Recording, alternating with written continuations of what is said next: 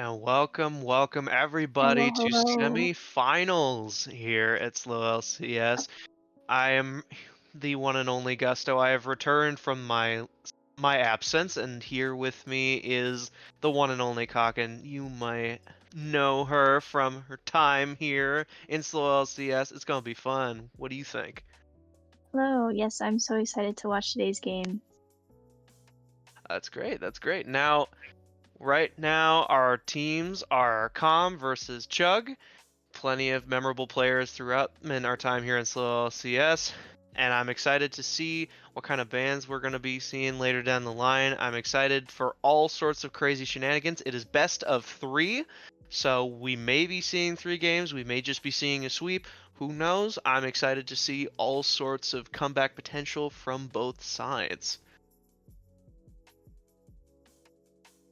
Right now, we are hopefully going to be hearing a lot about each of these different players. Kaken, from your experience, who are you leaning more towards in this matchup? I think both teams are really, really strong, so it's really hard to tell who I think will win, but Oh, but you can put a little bias in it. It's okay. It's okay. No one's here to um, judge. I think I might have to cheer for Chug Jug Kitty Burger Time. I Okay, think they have okay. really strong bot lane and jungle, and that's kind of all you need to win Soul CS, maybe. You are not wrong. You're not wrong. You have some solid leads, those strong anchors, and the ability to punch holes through the teams is going to be very valuable. Also, don't forget, everybody, there's going to be a live event tomorrow. The finals of Slow LCS going to be taking place in person. We're going to be seeing some free grub, and specifically some free sandwiches and some Red Bull. Go on out to English Building room 220 at noon tomorrow. That's right, it's happening tomorrow. You're going to be hearing some great commentary. You're going to be seeing some exciting matches. Everyone's going to be watching it, so go check it out. There's nothing wrong with that. It's a Sunday. It's going to be beautiful weather. Plenty of time for you to enjoy the finals. Let's go. But I'm excited to hear that. All sorts of great opportunities for everybody to be meant to be voting on who's going to be winning. We will eventually get points up, but I gotta ask. Here, predictions are happening right now. I'm excited to see any specific standout picks. I know that I've enjoyed seeing Haraka and Tegi playing in the past as well as Angfield. Hopefully, we'll be seeing some big, crazy plays going on from both sides, but are we expecting any particular bans or maybe some key picks from either side, Kaken? My best guess is that Haraka's gonna be on his Vayne. Yeah, as a top lane player playing ADC, I would assume Oh, that Vayne is either gonna be picked by one oh side or the boy. other. We love hearing about Vayne Top. Everybody loves Vayne Top. We pair it with a Varus bot lane, and everyone is just so excited to see how it turns out. But hopefully, we'll be seeing where that's going to go. I am interested to see if anyone's going to be picking any tanks. I know that that's sort of one of the key things I'm thinking of is finding if there are going to be some big weaknesses in the top lane, mid lane, or bot lane, and if there is a Vayne top, hopefully that can be covered up maybe by a more tanky jungle like Zac, maybe Sejuani, or even Darius, or even a support tank could be valuable. Something like a Nautilus or Rel could be good. I have been seeing Nautilus a decent amount throughout slow LCS, so hoping to see some diversity with the choices right now. Yeah, I'd love to see that. Maybe Tegi will pick his signature Tom Kench. I think that's his most played support. So we Mm-hmm. might be able to see that. Love seeing an unbenched Kench. It's pretty even right now in terms of who's gonna of choices for points. Seeing a near 50-50 split from Com versus Chug. I am wondering if there are any champions who haven't been picked. It's sort of in the same vein as throughout league history. It was like the last champion who hadn't been picked was Garen, and so I'm wondering if throughout slow CS there's been a champion who hasn't been picked. Yeah, that's really good. We could probably look at the stats website to find that out. Lots of cross-referencing. There's some champions who I'm sure are less valued, or champions that weren't strong at the time and may not have gotten the time in the spotlight, but you never know. Some players are just really good at taking those niche picks and making them work. So hopefully we'll be seeing something pop up soon. But how you doing in general, Kakin? Just well,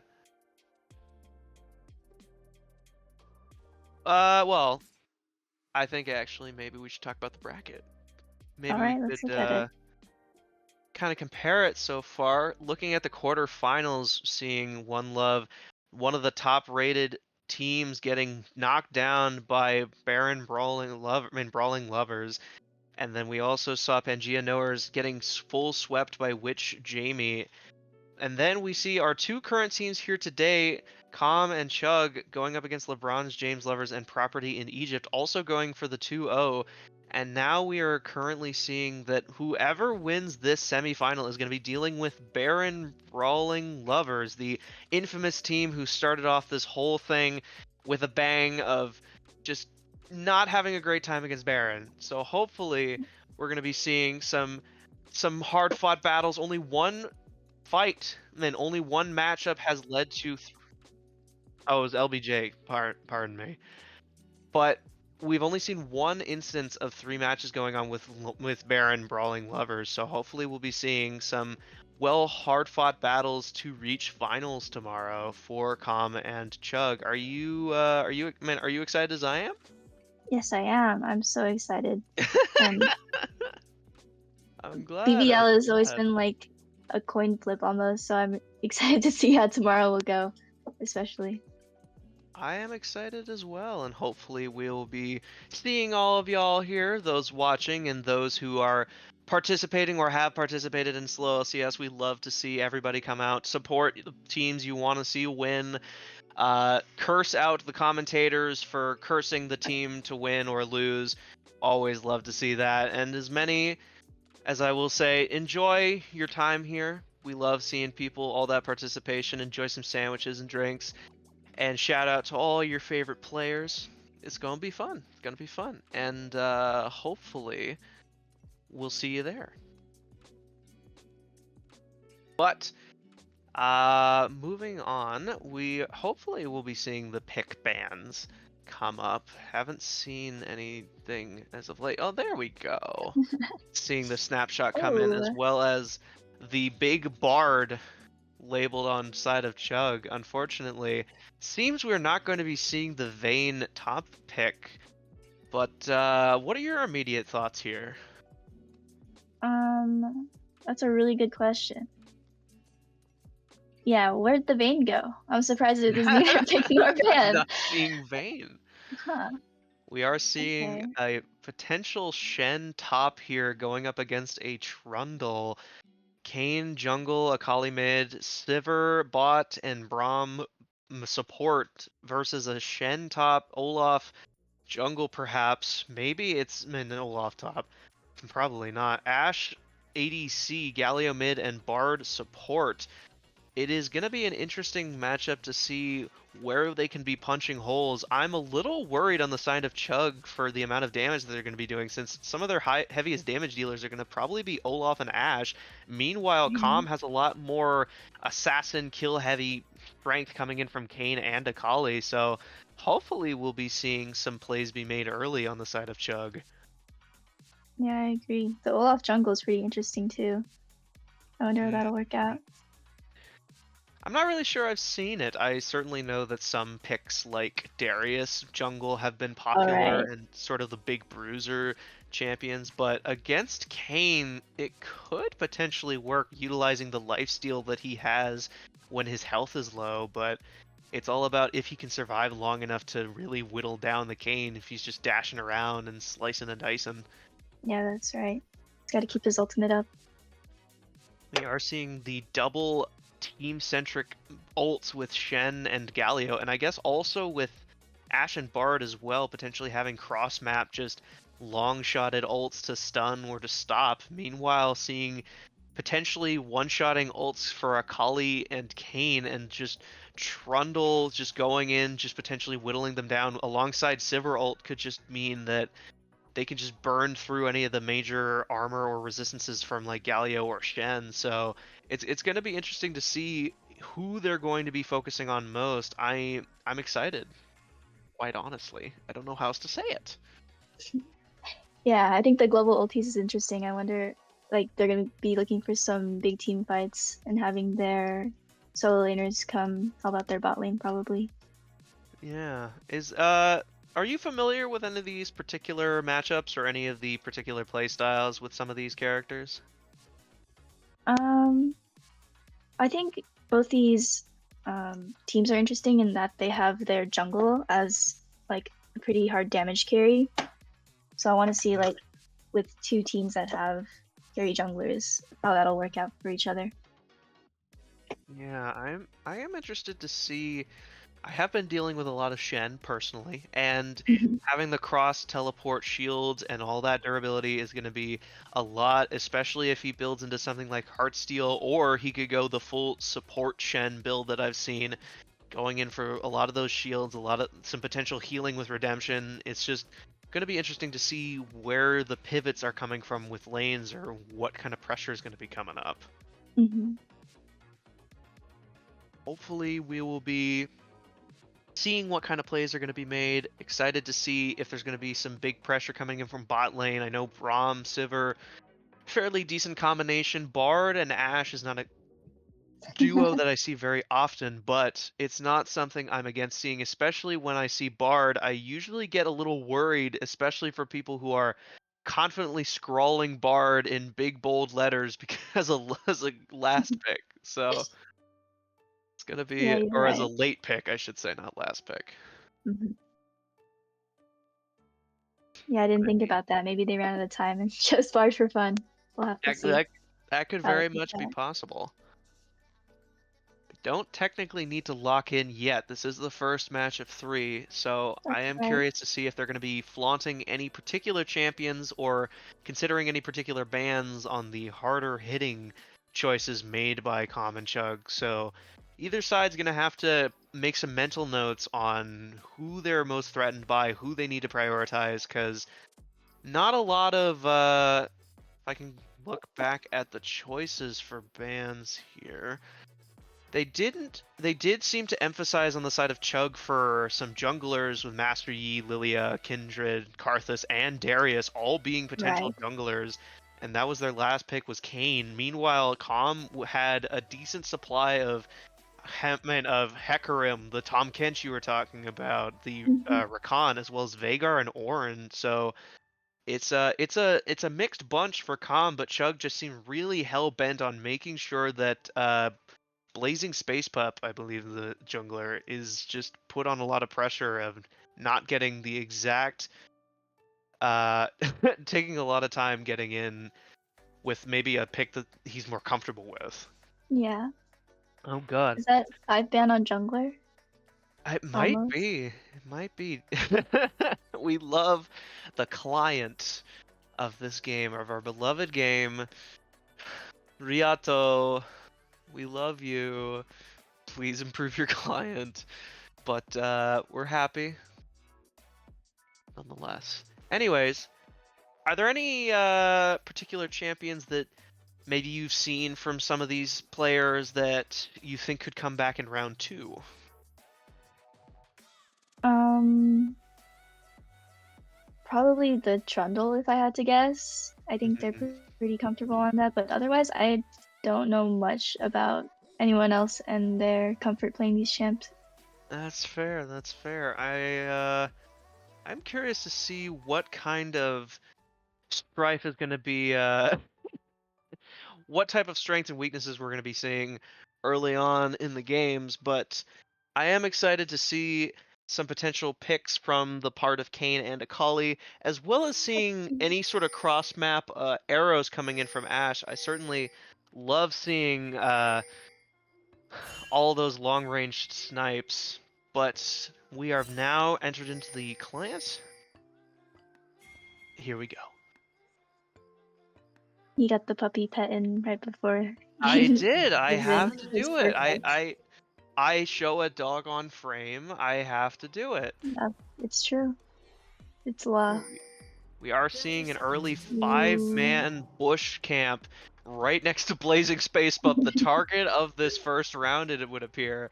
Everybody and their mother is just ready to crack their knuckles and just beat down on anyone who thinks that they can just war the jungle, but nothing too out of the ordinary at the moment They're going, outside they're of that. going. Teggy going in, leading the charge, so to speak, showing off the vision for men on the side of Calm, but seems as though they're all in agreement that we're just going to be sticking with our jungles, you stick with yours, bygones be bygones.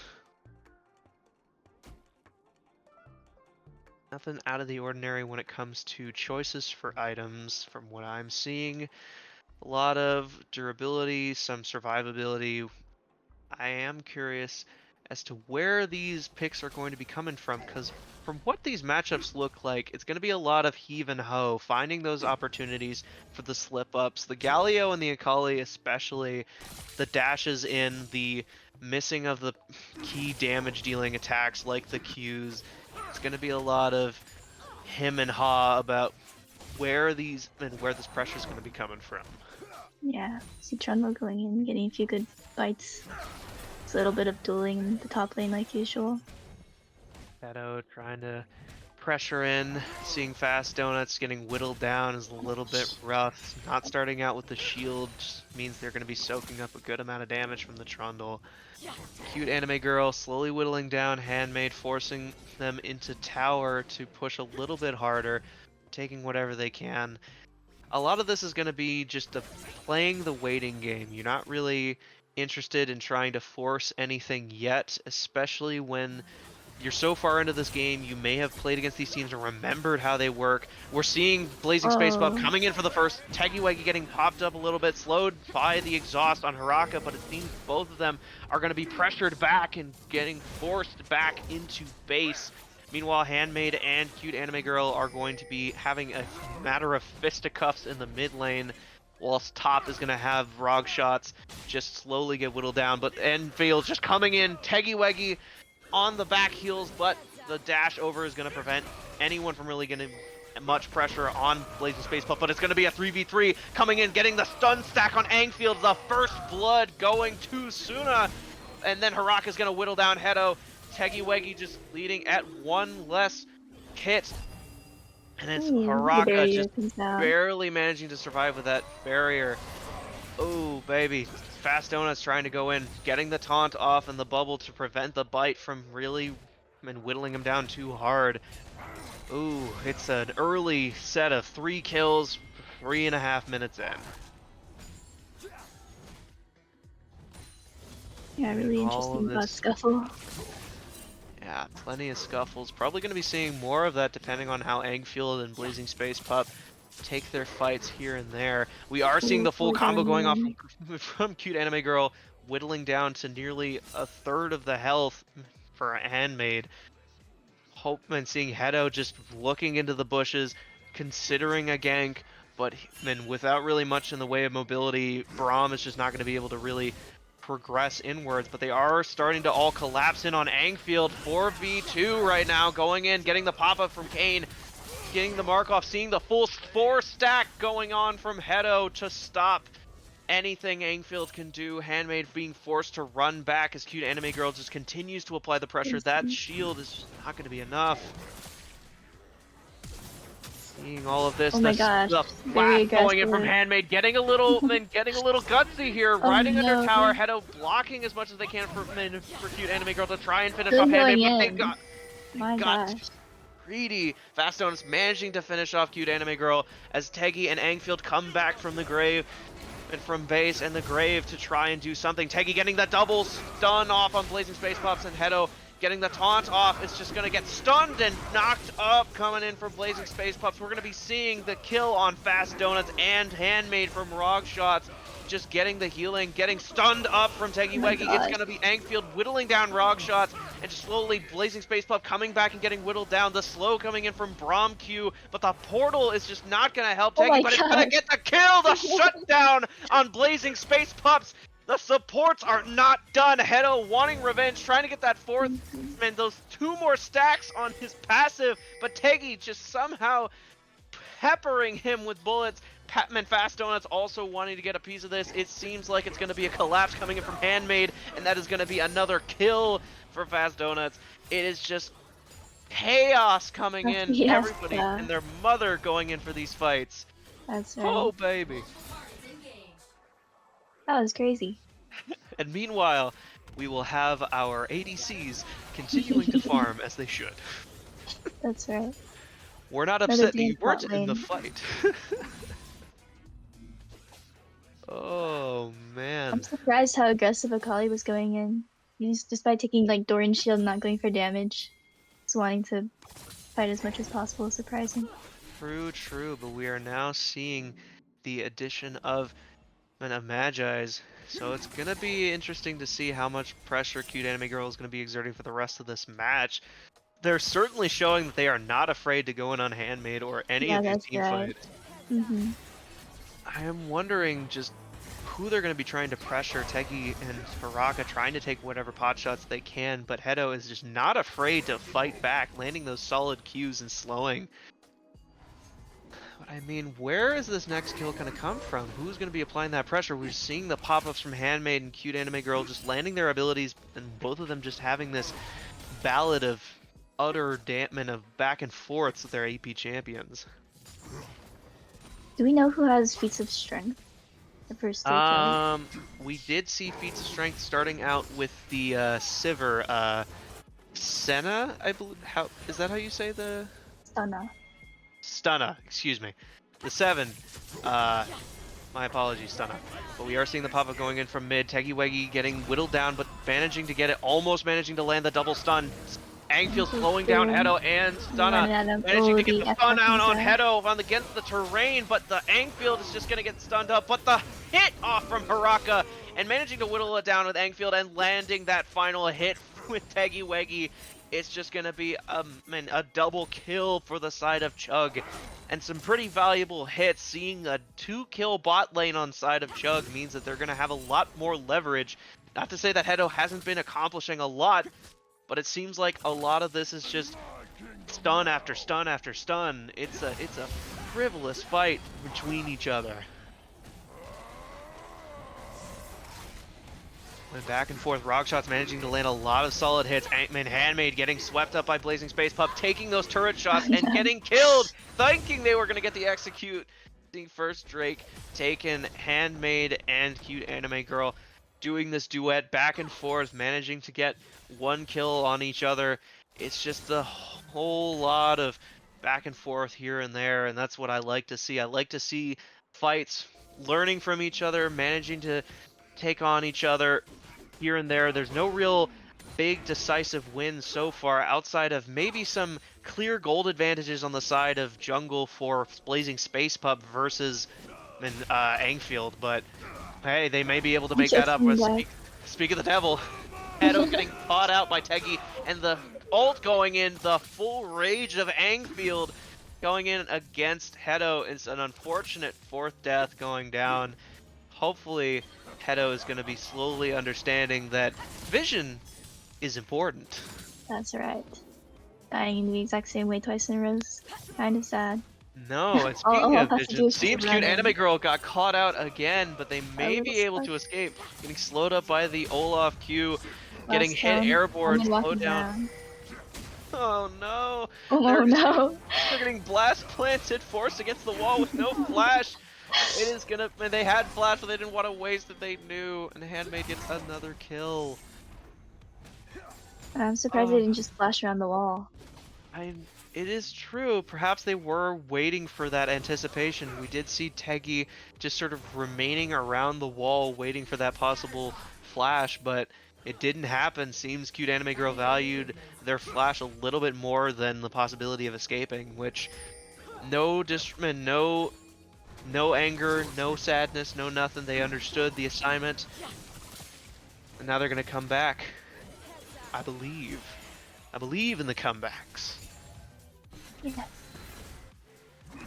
Never say never.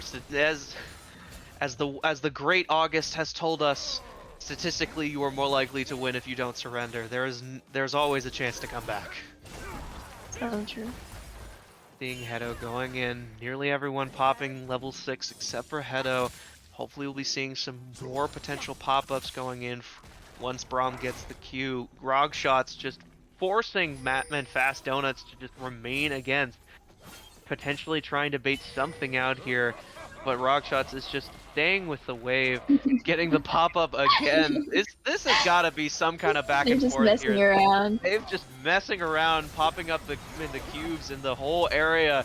Fast Donuts not gonna have long to live, but Fast Donut man from the Blazing Space Pup going in against Angfield, the popping the ult, Handmaiden having to jump in to try to save, but Angfield is just gonna get whittled down by the pop-up. It's just not gonna be enough. Rock shots just getting too many hits out. It's just gonna be curtains for Angfield getting slowed up, but Handmaid may be able to survive under turret, but they are just whittled down by Blazing Space Pup. Red Cane hitting hard, survival with that lifesteal. Cyclo Sword is a solid first item, and it is showing its value very early on with those 5 kills. Yeah, that's crazy. He does so much damage. Yeah. And again, a non-Kane expert over here. I still don't fully remember I know that the difference has to do with who you kill and getting the different orbs and whatnot, but it seems like Red Cane seems more favored than Blue Cane majority of the time, and it seems like the channel is gonna get missed up. It's gonna get knocked up, going in for Blazing Space Pup, canceling out the channel on Fast Donuts, allowing for grubs to be taken. Oh, it is a rough time, although it does seem like they are somewhat even in terms of objectives, with Chug managing to land the Ocean Drake before Calm even noticed, and Calm now having 6 stacks of grubs, so hopefully they'll be able to take that small lead with the Drakes and be able to run with it, as Rockshots is just doing Trundle things. That's right, smacking the tower. Smacking the tower, getting ever so closer to Boots, but they have accomplished it with the first tower kill and that first blood from Stunna, so hopefully the first 3 kills coming in we saw from Stunna, from Blazing Space Pups, and I believe also Rog Shots with those first few kills, but it was a solid start for Comms. They're going to hopefully be able to use this for some leverage, but let's see what they've got cooking. They are looking towards Drake here with the up-and-coming Cloud Drake. Their bot lane is getting collapsed so hard. Very true. See Bard and oh my gosh. Oh, Teggy Weggy managing to land another stun, getting the 4-man stun. Seeing that hit from the arrow from Haraka, but it's not going to mean anything against the CC immune Angfield. Angfield just coming in and wrecking, but against Hedo, but it's just not going to be enough. Blazing Space Pup managing to whittle down again the Cyclo Sword, the damage coming in from Phage and from the pickaxe. It's just going to be a lot, and this is just going to be a steal of the Cloud Drake, seeing what soul's going to be popping up. That additional speed, that slight boost to health and I believe healing power coming in. We are seeing the chem plants, so it's exciting. It's exciting to see where all this is going to go. Yeah, that's one scary Kane. Yeah, speaking of scary Kane, Kane going in against Teggy Weggy, managing to go in before the tunnel comes out. Handmaid getting whittled down, seeing the cute anime girl managing to whittle in, the pop-up coming in. God. That Kane pop-up is just out of control. palpable. And right now, looking at the gold, there is a near 4K difference coming in from jungle. It's a hurtful time to see it. Top lane seeing nearly 2.5K difference. Mid lane almost near neck and neck in terms of gold. And bot lane also in the similar position outside of the supports, but when you've shown off the amount of weight and the amount of stuns coming in from Teggy Weggy, it's gonna be impressive. Rockshots getting called out here. Fast Donuts and Angfield trying to whittle him down, but that TMS manages to keep him alive. That Ravenous Hydra just does so much healing in conjunction with the Q from Trundle. He just survives long enough to take someone with him. You want me? I take your ninja, man. It's all over, and Teggy trying to run in, try to get something to happen, managed to land, but it's going to get blocked off. Handmade, whittling down cute anime girl. It's just a lot of bits and pieces here. Seeing first items coming in from every champ so far outside of Hedo. Cute anime girl getting whittled down bit by bit from that radiant virtue. And I look over to chat and I say to you, floppity bops, it is possible for Bard to carry.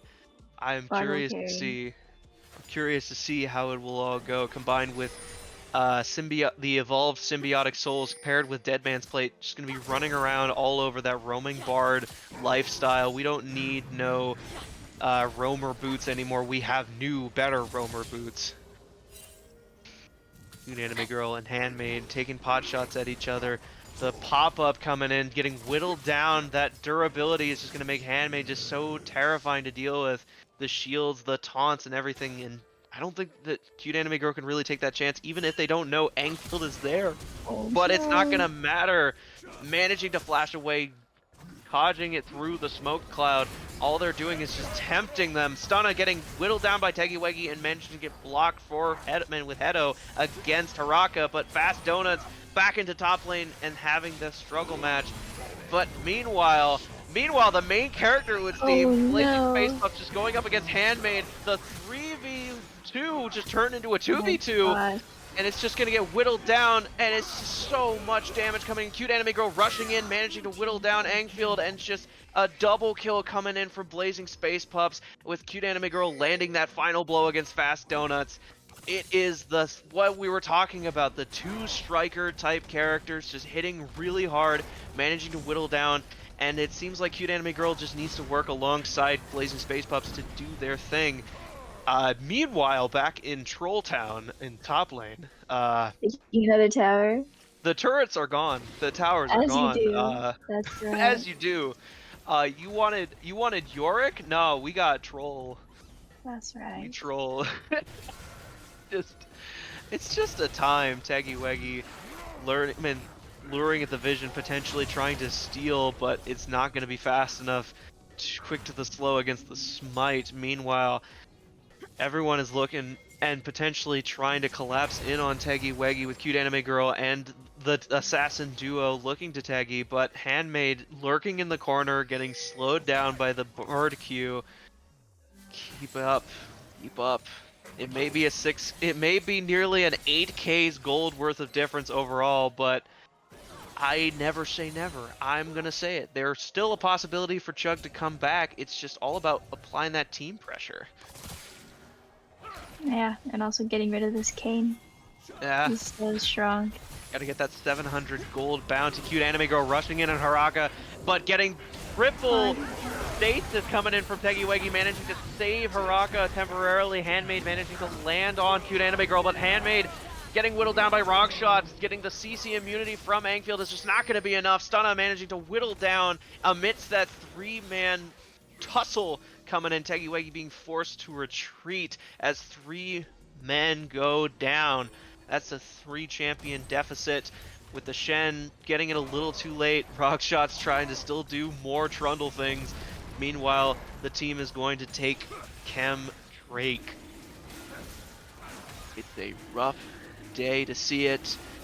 It seems like, again, CHUG wasn't wrong in pressuring Space Pup for 5 picks against the jungle. That's right. 5-ban jungle into this Kane. 5-ban jungle, doesn't matter. I've got Kane.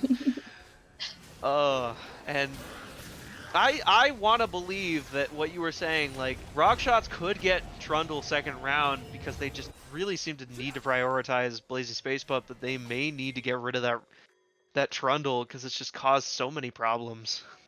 Yeah, I agree. It's really hard. Maybe it's not the best to 5-ban jungle when they can just pick something else and still win on it. Right.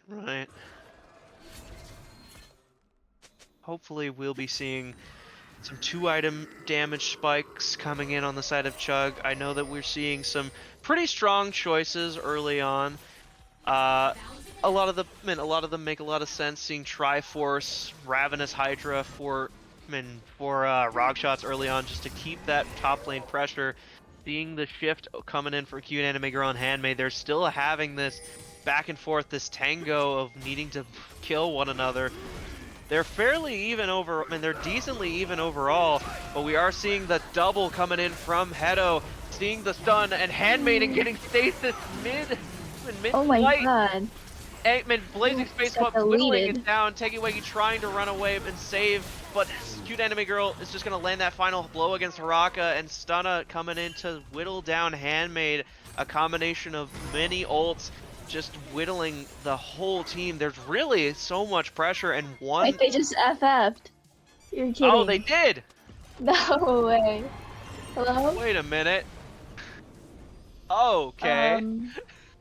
That's, what the hell? I'm sorry, folks. That was an unexpected FF. Not to say that... Okay, I'm not gonna act like it wasn't a hard-fought battle for both sides. Obviously, Com was a little bit more in favor of winning that, but damn, I guess I guess they didn't want that. I guess they didn't believe in round one. That's right. My goodness, Hmm. these people. That's I don't know what to awkward. tell 'em. Me and my Tumblr are not happy. Not happy to see that. But I guess let's what do we think of what we saw, Cocken? I mean, I thought they still had a chance. It was looking pretty close. It's not like they were like 0 and whatever. No. They were like 24 and 13. It's not the biggest gap I've ever seen. Heck, it's not the biggest gap I've ever seen be 1. So I'm not sure. I'm looking at these stats. I'm looking at the items. Obviously, we were seeing some strong starts coming in for Rog Shots and Blazing Space Pub, managing to whittle down the strong split pushing strength of Trundle, and Kane just acting as the hyper assassin, going in with that early Cyclo Sword and the bounty, only dying once, nearly an unkillable Demon King. Meanwhile, we had some potential strength coming in for Haraka and Tegiwagi. They had a pretty strong start getting those 2 kills early on. Hedo just being forced to get crushed multiple times and needing to better time the shields against the stuns from Tegi. But again, it just didn't seem like... it seemed like jungle, like you said, was the strong point of comms for this round 1. Yeah. Yes. But yeah, I think we're gonna marinate on that round, and we're gonna take a little quick break. So don't go anywhere.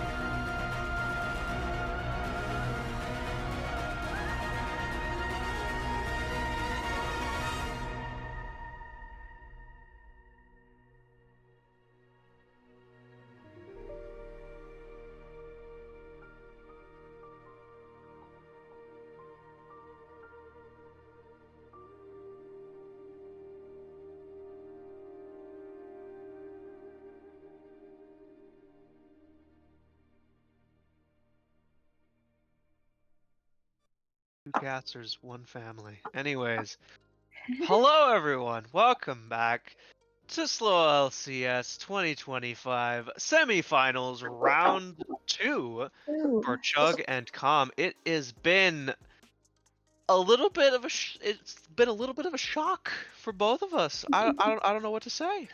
Yeah, that was very surprising. Uh, it was a bit of a crazy bit. I understand, as somebody who played League of Legends in the middle of the night, I understand the need to allow anger to control you, but my goodness, that was rough. But let's move on, shall we? Yeah, Let's it's all right. let's look at the silver lining here. We saw some pretty strong plays coming in from both sides. Obviously, gonna be some talking to coming in from their captains, looking to play some specific champs, find ways to strong arm a win for CHUG now on blue side, and hopefully COM will be able to counterbalance what they have, considering that we found seemingly the two players that are going to be the biggest blockades for CHUG to potentially make a comeback here in Rogshot and Blazing Space Pup. But where this could all boil down to is lane priority. That's right. Seeing a lot of strength coming in from top lane. The back and forth from Handmaid and Cute Anime Girl means that there is some strife, some back and forth that could mean CHUG could maintain a stalemate, or at the very least find those openings. Teggy and why am I blanking out? Haraka. Excuse me. Teggy and Haraka could be able to find those holes again, utilize whatever champions they may have. They certainly had the strife at the beginning of 2 kills for both of them. I was in agreement with chat members saying that there was the possibility for Bard to potentially carry this game. The comeback king could wield Bard. No problem with that. But hey, prediction points. You remember those? Why don't we try doing that again? Seeing if y'all are feeling lucky. Is CHUG going to be able to maintain a 1-1 for round 2, or is COM going to maintain the streak of 2-0 for this final? Cast your votes down in the comment section below and throw your channel points. Yeah. But are we expecting any particular bans to come up now that we've seen the immense pressure that CHUG is on? It's a really good question. I'm wondering if they'll opt for less jungle bans and more on the lane. So maybe they'll ban the Trundle out for their top laner. Just to get some more pressure in the top lane. Hopefully they will consider the possibility of split pushing. I know top lane is very infamous for being an island, but at the same time just having a lot of possibilities for them to push the game more their favor, for them to get potentially ignored. So let's see if we see more split push choices. Maybe we'll see the Vayne top that we were alluding to at the beginning of this. Maybe we'll be seeing other split push champions, Yorick, Mundo. Who are some other decent split push champions for top lane? Illaoi. We could see a Garen or a Big Darius coming in. There's a lot of good options for potential bruiser or tanky top lanes that can just shift the game. But that's what the predictions are for. Put your points down, see if you can find out who's going to be winning this round 2. And I'm still excited, even with the newly added clause put in for the semi-final.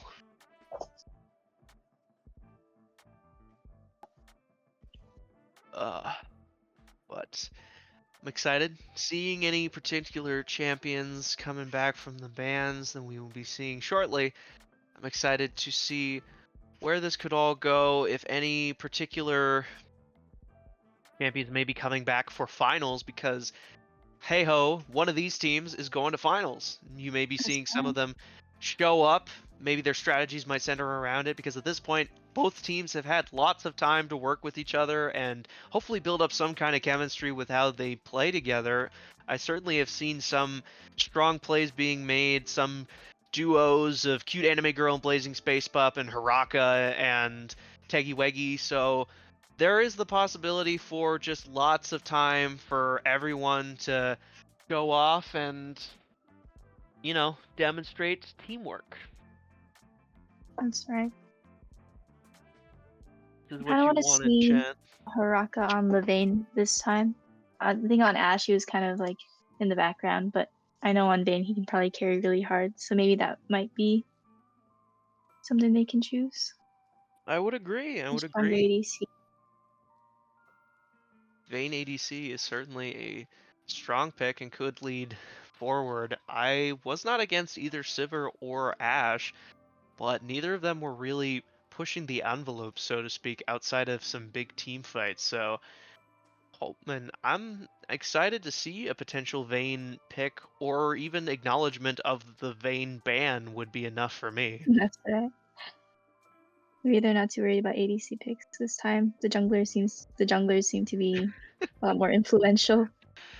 Oh, now they know who to worry about and to always prioritize vision. Always, always, always keep that in the back of your mind. I don't care if you're an ADC. You have 75 gold and a slot open, buy a ward. I don't care if it's not economically efficient or a part of your game plan. Just put it somewhere that works. That's right. From me, your local support. We're not mad, we're just disappointed. Anyways, going back to it, I was certainly interested in the back and forth scene for the Galio and the Akali picks, so maybe we'll be seeing something here from the drafts.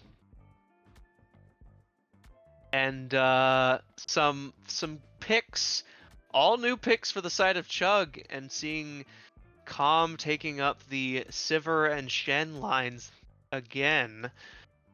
But this time, we're seeing a Yuumi, a Hui, and a Pantheon. Those are some new picks. That's Yeah. for sure. Meanwhile, yet again, seeing 4 jungle picks in Master Yi, Kayn, Kindred, and Lilia, and a random Urgot. To be honest, I don't know. Meanwhile, Comms having near identical bans with Tahm Kench, Rakan, and Vhagar being seen present, with the Braum and Karma being picked out in this time. See, the Ornn wasn't banned like last time, so a little sturdier with Ornn and Poppy present on the side of Chug, whilst Caitlyn, Syndra, and Gwen all have the potential to be some strong picks to whittle down to cause some heavy damage. Meanwhile, Comms is more in line with having some strife coming in from their jungler, the Pantheon, and I'm interested to see. I don't know why this is coming out of my mouth, but I want to see some Yuumi plays. I don't know why. I just want to see something funny happen. Yeah, I agree. Yumi's a fun pick for sure. The fun pick. No one's gonna be that mad, and if anyone gets mad at Yuumi picks, I'm so sorry for your loss.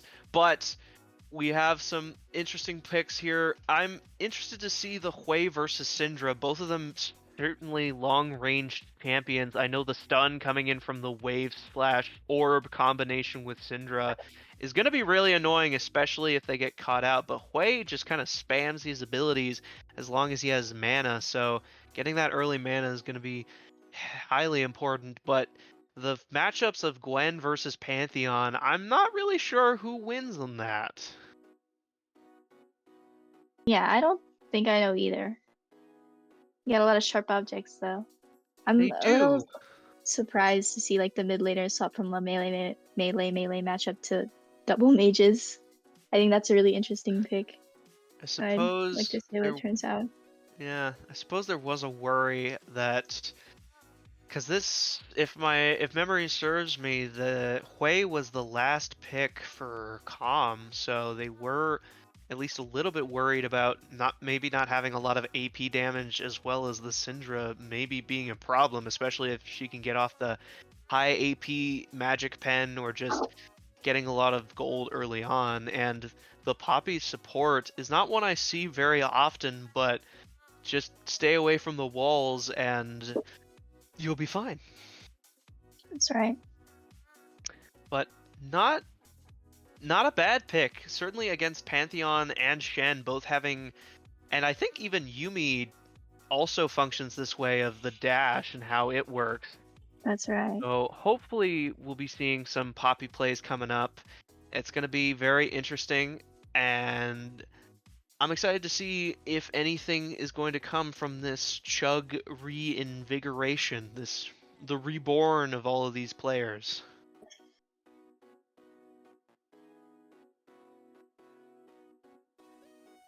Anyways, as I spoke of before, don't forget, we have our live game finals for SLOLCS 2025 in person, English Building 220. Be there, be square, be a rhombus. I don't care. We have it at noon. We're going to have some sandwiches, some Red Bulls. It's going to be a great time. You're going to be seeing the finals going on of Baron brawling going up against whomever wins this final and this semifinal right here. I'm excited to see how this is all going to turn out, and in the end, it's going to result in a lot of fun. Is it best of 5 going in for finals? Nope, still best of 3. Best of 3. Okay. Yeah. Well, We will have an all-stars game showing off the like favorite players. I think they're going to be playing in a Ultimate Bravery game right at ooh, 12 p.m. So I'm sure that'll be a lot of fun to watch. Ultimate Bravery. I could never do that. I'm just too terrible at too many champions. But I'm excited. Certainly going to be a tough time. Any of you people that have been watching devotedly throughout these past few weeks probably can give a guesstimate as to which side you may be in more favor of Baron Brawling Lovers versus whomever is going to win here. Get your thinking caps on. I'm excited to see some kind of big, strong push from the two ADCs here. I certainly know that Stunna was not unable to contribute to team fights. It was more that they were kind of watching Hedo get beat down a lot, managing to land some of those passes plenty of times during team fights. Patenteering one of my favorite strategies in multiple lanes, the corpse strategy, which is just throw your body, deal some damage. Even if you die, your team will probably do fine. That's what I did Yeah, they with can clean top up for lane. you. That's right. Yeah, they'll clean up. Braum is certainly a good pick, especially with the passive combined with his ult, his shield. He just survives. He can leap in, give your teammates improved durability against whatever they're throwing. Excited. Certainly excited to see some kind of big divergence from the gameplay that we saw last round. But anything you are interested in seeing, Kaken?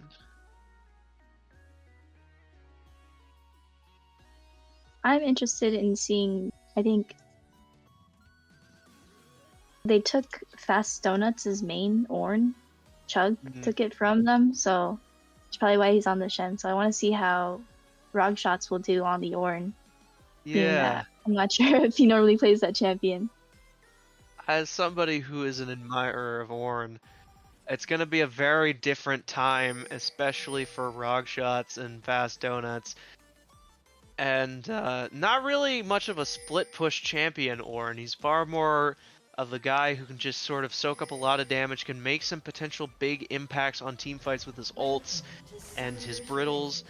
But Oh wait, let's no. see where this is all going down. I think I mixed it up. So Fast Donuts is on Ornn, so that is his main champion. Yes. Okay, got it. And then Rog Shots is on Shen this time. Correct. Interesting. Okay. Are seeing Stunna remaining strong with Sivir. Wondering what kind of big differences are going to be made with Hedo saying, I'm going to be relinquishing my shield in favor of giving shields, and potentially throwing around some arcane comets. But that's going to be for bot lane to decide, with Haraka and Tegi possibly going more on the offense, since Poppy is far more of a instigating type of support compared to some others. Yeah. Nothing too crazy, no jungle invades, no potential first bloods going on either side so far. It's a simple game of cat and mouse, waiting for the waves to happen, doing the shimmy from Stunna. Loving a lot of the skins I'm seeing here. Happy to see CHUG Orn. My I remember favorite. we talked about this one, right? You were Not like showing really. me, you were showing me your like skin ideas, Uh-huh. and one of them was like Train Conductor Orin, and then I saw it. I was like, oh my god, they made it. I did say that I wanted an orange skin, a more jokey orange skin. I specifically said, as much as I still love the train conductor Orn. It makes more sense. I went with pickup or with truck driver Oh, that's Orn, right. with the idea of just summoning a semi truck out of nowhere, Yeah. and fast donuts and rock shots, taking pot shots back and forth. The seeming back and forth that we were seeing before, again with Shen on the back foot, not really landing a huge amount of damage, but that's not really Shen's MO. Shen is all about survival, taking out as much mana as he can from Fast Donuts. Since he is an energy champion, not much to worry about in that regard, but it's going to be the taunting early on, whittling down Fast Donuts, getting the breath and the brittle, whittling down Rog Shots' shields. Meanwhile, bot lane, seeing some shots taken from Haraka, whilst seeing the impeccable gameplay of Hedo. Love you. More at 8 from the cat on the shoulders. Cute anime girl and handmaid again going back and forth, taking their strong shots here and there. I certainly know the stun from the guaranteed CC from handmaid is probably going to be a lot stronger than the QE burning trail from cute anime girls. Teggy looking to potentially do something, dashing away, trying not to get pressured too hard from those hits, but landing a good amount of those shots from Hedo and from Stunna. So it's all going to be a matter of who lands the first blood. It's not going to be a feat of strength or any kind of warfare type thing, but it is going to potentially set the tone for round 2. Sorry. Seeing Rog Shots and Fast Donuts going back and forth, getting the stun airborne up, but not really having any other abilities to go in. That's Orin's whole MO. You manage to land the hits, you can land all your abilities, but it's just not going to do a huge amount of damage early on. You got to get up that armor, that magic resist and everything. Teggy managing to land the stun on Stunna, slamming them into the wall, getting off that passive shield going in, but Blazing Space Pups landing the stun, landing first blood, getting whittled down. Stunna trying to whittle down Teggy, getting pursued, but Angfield comes in to try and save his team from this potential double kill. Blazing Space Pups and Stunna getting whittled down, but managing to land it, and the stacks coming in from Angfield, barely managing to survive. The shield coming in for Stunna from Hedo, and it is going to be the warfare coming in straight off of the first fight of the game, all from the one and only Blazing Space Pups. Right. I think we were to be afraid of the jungle pick. That's right. No matter what it was. That's right. How does that? That is so good. The Pantheon. Certainly one that people may not fight a lot of in the jungle. He's not exactly the most conventionally popular character, but he is a big old menace, especially when he starts building into those big bruiser items, or lethality, as I've been privy to seeing. Right. Slowly but surely seeing more and more farm, trying to even out. No side really having too big of a farm lead at the moment. Maybe a slight pick towards Haraka, with the Caitlyn just managing to take those safe shots against Stunna and Hedo. And Hedo trying to make something happen. Nothing really too crazy that could work. Managing to get away from the net. Peggy just trying to help out handmaids, stall the wave out for cute anime girls. Not a lot of something I see from Poppy, since I usually see her roaming around in jungle or top lane. It's interesting to see her in support. Oh, We are seeing Yumi caught around the bubble, preventing an attachment from Hedo. Finally Big coming in, damage Haraka on managing that to one. land off the shots from the net, getting hit by Hedo's Q. It's going to get whittled down, hit by the double hit from Stunna, but the barrier is going to not do anything as it barely pops off as Hedo lands that Q. The scream of the Shadow Isles is pretty apt as that Q barely managed to time it correctly to dodge, to wait for barrier to perish. Ugh. That was nasty. It's a tragedy. A tragedy to be certain. That's why we like watching Yumi. Funny. That's what I was saying. I wanted funny Yumis, and I'm getting funny Yumi. The funny cat That's right. is doing funny things. And it's, oh god. You gotta love the already existing bounty for Blazing Space Pups. And then where's that fourth kill coming from? Oh, you know, the Yumi. Just very casual. Handmaid getting whittled down, and Arcane Comet landing with that QW lightning bolt coming in. But Teggy Weggy's trying to get revenge, getting whittled down as Poppy is just not afraid, and he's letting the Ignite do the dirty work. Oh my gosh. And it's barely gonna miss. It's like 1 HP. Oh, he wanted to let the fire do its thing, but not high enough level for Ignite to finish things off. Wei barely managing to live, even with his lacking health, being a big, skinny AP mage, barely managing to survive the Ignite. We are seeing Bass Donuts trying to get one up on Rog shots, trying to make up for what happened last time. Blazing Space Pups trying to go in for the invade. Meanwhile, Angfield Angfield and Teggy Weggy are trying to go in for the invade, but Teggy Weggy getting in and getting whittled down from Rog shots. The taunt and the barrier managing to keep Space Pup alive, preventing that bounty from being claimed. Meanwhile, Blazing Space Pups coming in, getting the stun off on Teggy Weggy. Handmaid getting chased down by Blazing Space Pups, while Hedo getting another kill, this time on the ADC, and Blazing Space Pups managing to finish off Teggy Weggy with the Q stab, with Hedo watching on from bot lane. Cute anime girl barely getting closer and closer to whittling down Handmaid, missing the ult and landing that fireball, but it's just not going to be enough, managing to miss on the passive. Handmaid getting the stun, but it's just the hubris, the stun, getting hit by a second fireball. That is going to be Cute anime girl on the board with 2 kills over Handmaid. It's a fiesta. Triple bounties. This is a total fiesta. Gold slowly but surely getting diversified and diluted from both sides. A 4K difference right now, but that could be made up with. I'm certainly hoping to see Fast Donuts act as the savior of top lane, being untouched so far, going pretty much going slightly better than Rog shots when it comes to farming. That is sort of the big advantage that Ornn has over Shen in terms of dealing with that gold difference. Cute anime girl getting called out, getting hit by the hitman, getting hit by the stun from Handmaid, and getting shot down by Angfield and the ult from Handmaid. It is just a devastating loss, being forced to flash away Blazing Space Pups. We're going to see the first one of the grubs getting got by Chug, but the other 2 going to the side of Calm at the cost of a life. Blazing Space Pup getting called out by Teggy Weggy, getting looked at.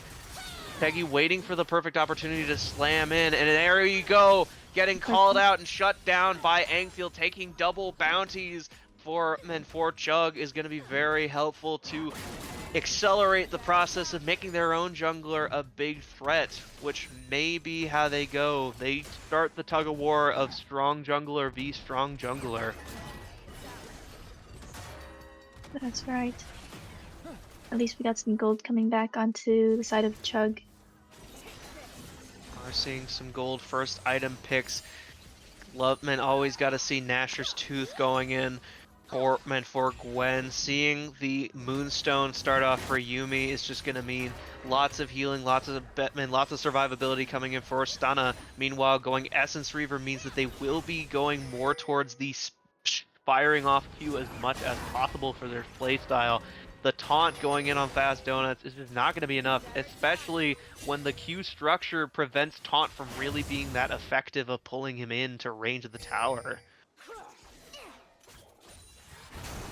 Seeing slowly but surely more vision being placed, worries here and there from Stunna and Hedo of Tegiwegi and Haraka, but it's all just going to be about getting up that farm, making sure that they can build up enough items. Fast Donuts, getting those plates down, a third plate going in for them. Meanwhile, the back and forth with some shots. Fast Donuts getting called out. Blazing Space Pup coming in, getting the stun off. But Space Pup manages to splash out, but it's not going to be enough. Slowed down by the stun of the slow of the smite, and gets stunned as Blazing Space Pups comes in to finish off Fast Donuts for Rog Shots to recuperate his losses. Now seeing in some of those first items. It's just going to be a lot of him and ha about whether or not this 2 and 10 is going to deteriorate some of that trust in these plays. We need to see more team plays coming in on the side of CHUG. Tegi getting the slam off yet again, but Stunna getting back to full health from the Yuumi shield and just getting bopped off by Tegi's ult. Handmade get whittled down by Cute Anime Girl, but Angfield comes in, going in for the full snip, getting the kill off, going in for a killing spree. Blazing Space Buff coming in, trying to whittle down, and using those cooldowns on Angfield to try and whittle in. Meanwhile, Rog Shots goes in, but an off-season Orange Train comes in, and we see Blazing Space Pups get whittled down. The ult going in on Rog Shots, but it's just barely going to miss. And to finish off, the shields coming in over and over, but Handmade managing to whittle that down. Stunna and Hedo having to watch as their team gets whittled down, slowly evening things up and forcing second Drake to go to the side of CHUG. Ooh, boy. It's looking a little better now. Almost another kill. Almost another kill for Hedo there on the Q. Never forget the power that comes from that Yuumi Q. Yes. It's tasted blood. It shall kill again. Are seeing yet another Chem Punk Drake coming in. We are seeing a repeat of last time, potentially. Hopefully, we are going to be seeing some big plays here. Excited to see who's going to be taking first turret. There is some whittled down here in mid. Stunna certainly helping to whittle down mid lane for Cute Anime Girl. Meanwhile, Rog Shots having a bit of a rough time trying to counterbalance. They haven't touched their turret. Meanwhile, Fast Donuts did manage to get off three plates at top lane. Now it's just a battle of who's going to be getting these grubs. Fast Donuts looking to intercept, whilst Hedo trying to keep Blazing Space Pup alive, the big moneymaker at this point. Seeing Tegiwegi and Handmade just looking to try and perpetrate. Meanwhile, Haraka and Cute Anime Girl going to be having their back and forth, their roots, landing the fireball and the ult. Is it going to be enough? No, it is not. Barely not enough damage to deal with, and Haraka managing to land a lightning bolt might help, but they don't know where they are. It's unfortunately going to lead to Haraka's escape. Are we seeing any potential plays out and beyond the realms of the objectives? No, it seems like they're almost about to things up. The push in coming in against Stunna, the pop-up on Blazing Space Pups, the double airborne coming in from ults from Tegi and from Fast Donuts, managing to whittle down Blazing Space Pup, giving them their third grub and first tower destruction going into Cute Anime Girl. Seems as if the range difference for Haraka isn't going to mean much when they keep getting tapped by these abilities. Getting slowly burned and whittled down. Rog Shots just waiting for some safety against this 3v1, but they may get that call out as they want. Tegi going around, waiting for that just to land a few turret shots. They're all surrounding Rog Shots, waiting for that opportunity for him to dash in. Getting the taunt off on Fast Donuts, taking in plenty of tower shots, whittled down to half. Meanwhile, Angfield slowly whittling down with the scissors. The Pantheon ult coming in, getting grounded by Tegiwegi, getting punched against the wall. Meanwhile, Rock Shots manages to finish off Fast Donuts. Angfield slowly whittling down Blazing Space Pup with the Shen ult, the point-blank Shen ult, forcing Angfield into the Zhonya's, and it's just not going to be enough. That is a shutdown for Blazing Space Pup. Revenge of the junglers. Seeing that forced pick against these Zonya arm guard item means that the top lane is going to be getting that turret. What an unlucky die. It is a dark time to see cute anime girl getting whittled Oh. down, nearly dying outright from the classic combo of stun into ult. Oh. Meanwhile, Handmaid is trying to retaliate with an ult of their own, but it's also not enough. Both of them whittling them down to nearly around 10% of their health. Stunna just pressuring Fast Donuts, trying to push top, since both tier 2 tower, all tier 2 towers seem to be down except for mid on the side of Chug. All gonna be a matter of, can they prevent these split pushes? Gold's coming in, top lane holding fast, near even with a 1k slight difference coming in for Blazing Space Pup and Angfield. Those kills and those shutdowns on both sides have certainly helped make up for that difference. Mid lane nearly identical as well, with some slight differences coming in from Stunna from the assists. Meanwhile, bot lane probably has the bigger difference for Hedo and Stunna managing to get those kills. The assists coming in, you gotta love the fact that of all the characters, Stunna, the Sivir, has the most assist over the Yuumi. You love to see a supportive ADC. You gotta love it. The 1k, the nearly 1k difference making up, and hopefully going to be keeping things up. Uh-oh, they have a Cute anime DC. girl may have just disconnected or lost control of their mouse. That is an unfortunate loss. A big ol' smack in coming in for Fast Donuts, Handmaid, and Angfield. It is an unfortunate thing to see tier 2 tower getting the deja vu Tokyo drifts in from the Herald. And we are seeing 2 towers get crushed via Rift Herald here. Now it is all a matter of, can Chug take that opportunity to push into this objective? Are seeing turret go down. Nearly everybody in on that except for the teleporting Fast Donuts, trying to prevent Hedo and Stunna from getting that free turret opportunity to just whittle it down. We are going to be seeing Chug taking their second Drake for Chempunk. Now it's all a matter of finding those points, finding that pressure. No other objectives are really up for another good while, so it's all going to be a matter of pressuring those turrets. For Calm, it's going to be making sure that top lane isn't left out the pasture. Fast Donuts trying to prevent Stunna and Hedo from just going in for free, getting their free lunch and eating it too. Nothing really too crazy in the item department from what I'm seeing. A lot of good, solid items choices. Seem to be going more towards armor for Fast Donuts, considering that the real only AP threat at this point is Cute Anime Girl, and the cats also having some strong Qs if left unattended, but that's neither here nor there. Hopefully we'll be seeing some potential pressure going in from the side of Angfield. I know that they're kind of the big instigator for Chug at this point, since neither Handmaid nor Haraka can really leverage any sort of mobility since they have none. And Tegi, even though has had some strong dashes go in, relying a lot on your support to really instigate something like this is going to be either make or break for Chug, but Otacon has arisen. That's right. Do we get to see Otacon last game? We did not. That's right, okay. So it comes at 20 minutes. No, Hangfield trying to whittle down Stunna. So close. Stunna managing to get saved. Blazing Space Pup and Rog shots coming in from their global ults, getting the stun off. Though huge nice. chunking damage from Handmaid.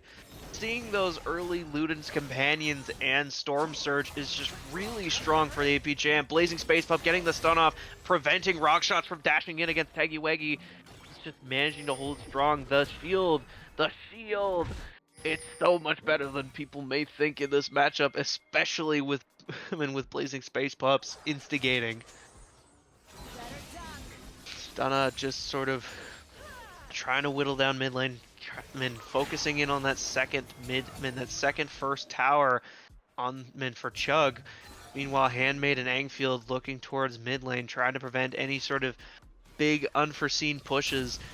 Whittling down that vision. Good, good, good. We love to see that important vision. Now we're seeing the potential 3v2 come in, the 3v3 coming in. The miss from Tegiwegi's ult. Blazing Space Pups, dodging the stun. Tegiwegi getting whittled down by Stunna, getting axed off by the Collector and hitting but those Qs.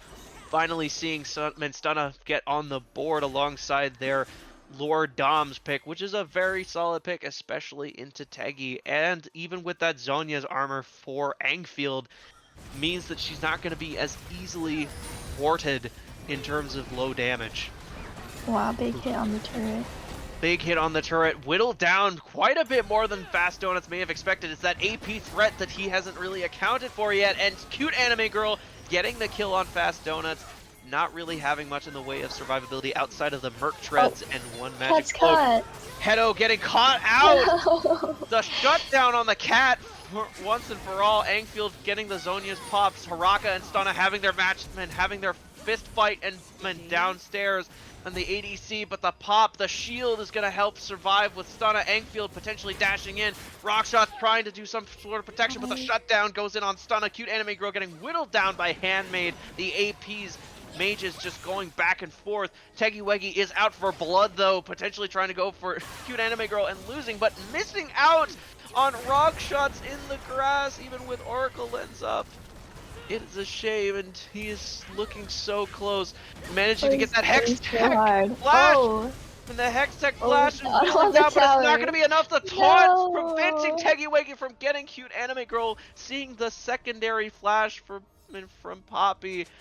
Oh, Cute Anime Girl is biting their nails right now with how they managed to live through that.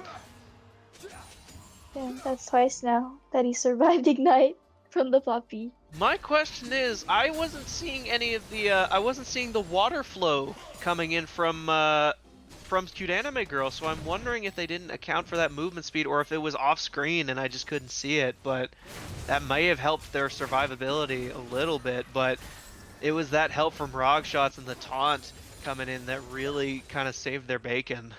That's right.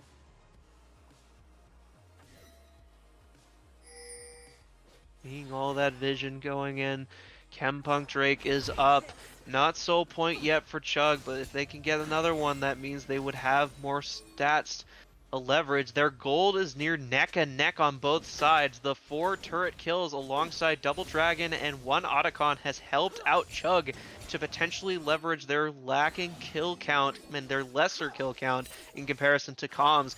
This may potentially lead them in a better space. 4-man onto the Drake.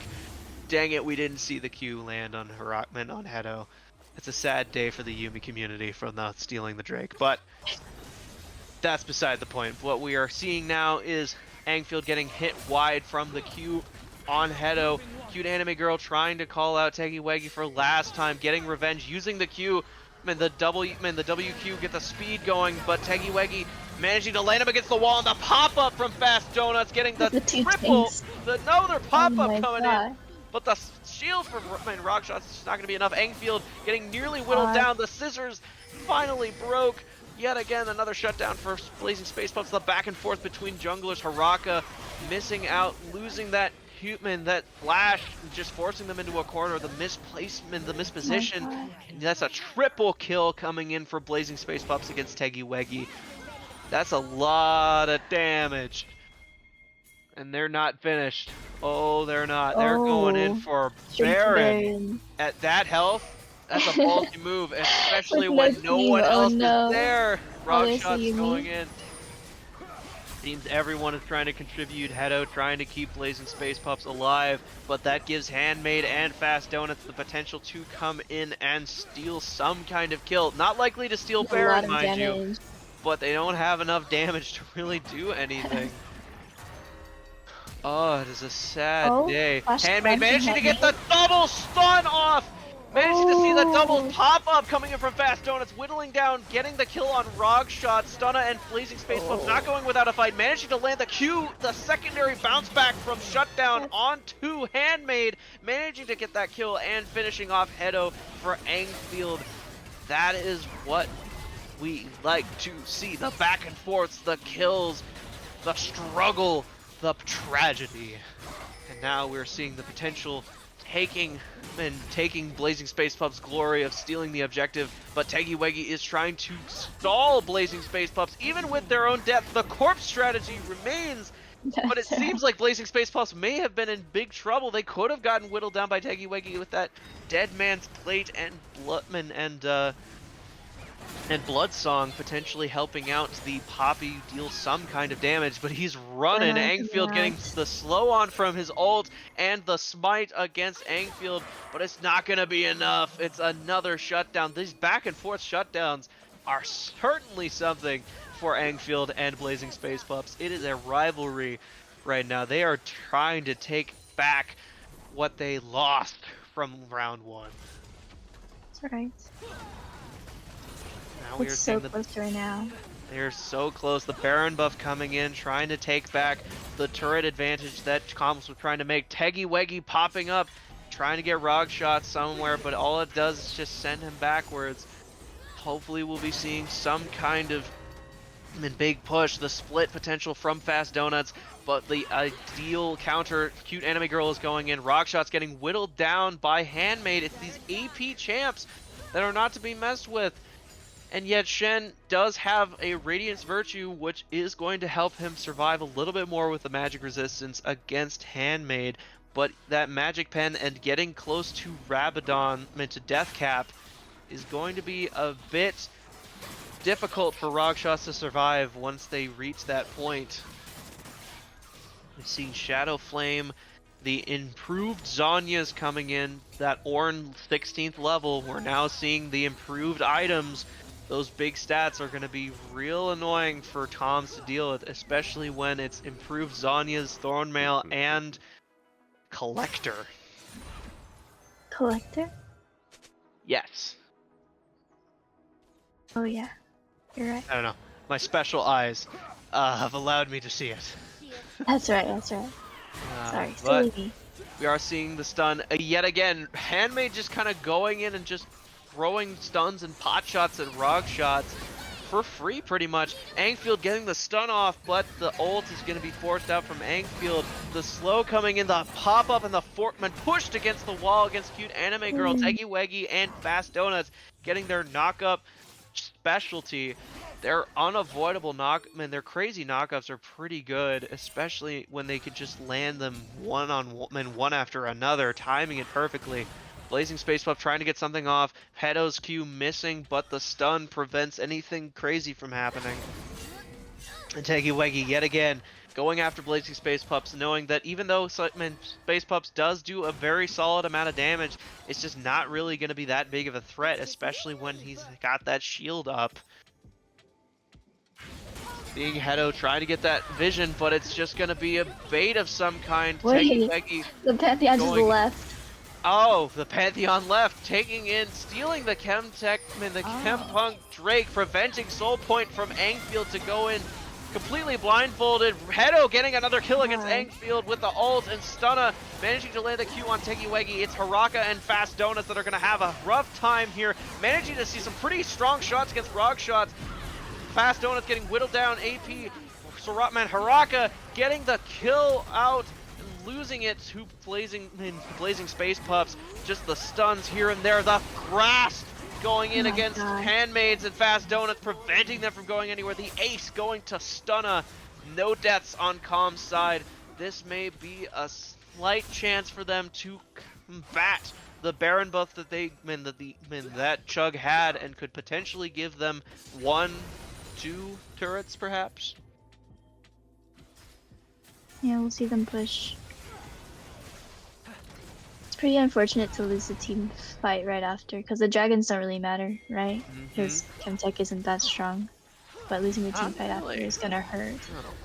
Tegiwegi looking for some plays, pushing Blazing Space Pup, but getting healed up by Haraka, getting the heals down. Angfield getting popped by the Fway ult, the big sad ball of timeout, managing to whittle down the lightning bolt, barely missing against Tegiwegi with that Dead Man's Plate managing to speed him off. Haraka getting whittled down here and there. Blazing Space Pup managing to finish off Tekiwegi. The stun, preventing Stunna from being able to escape. The shutdown, managing to allow Haraka to come back into the fight. Blazing Space Pup getting whittled down. Another shutdown going in. That so skillful Syndra ult managing to stop Blazing Space Pup from going any further. The stun stopping Cute Anime Girl, and Rogshots getting one last kick to the shins with the Caitlyn ult.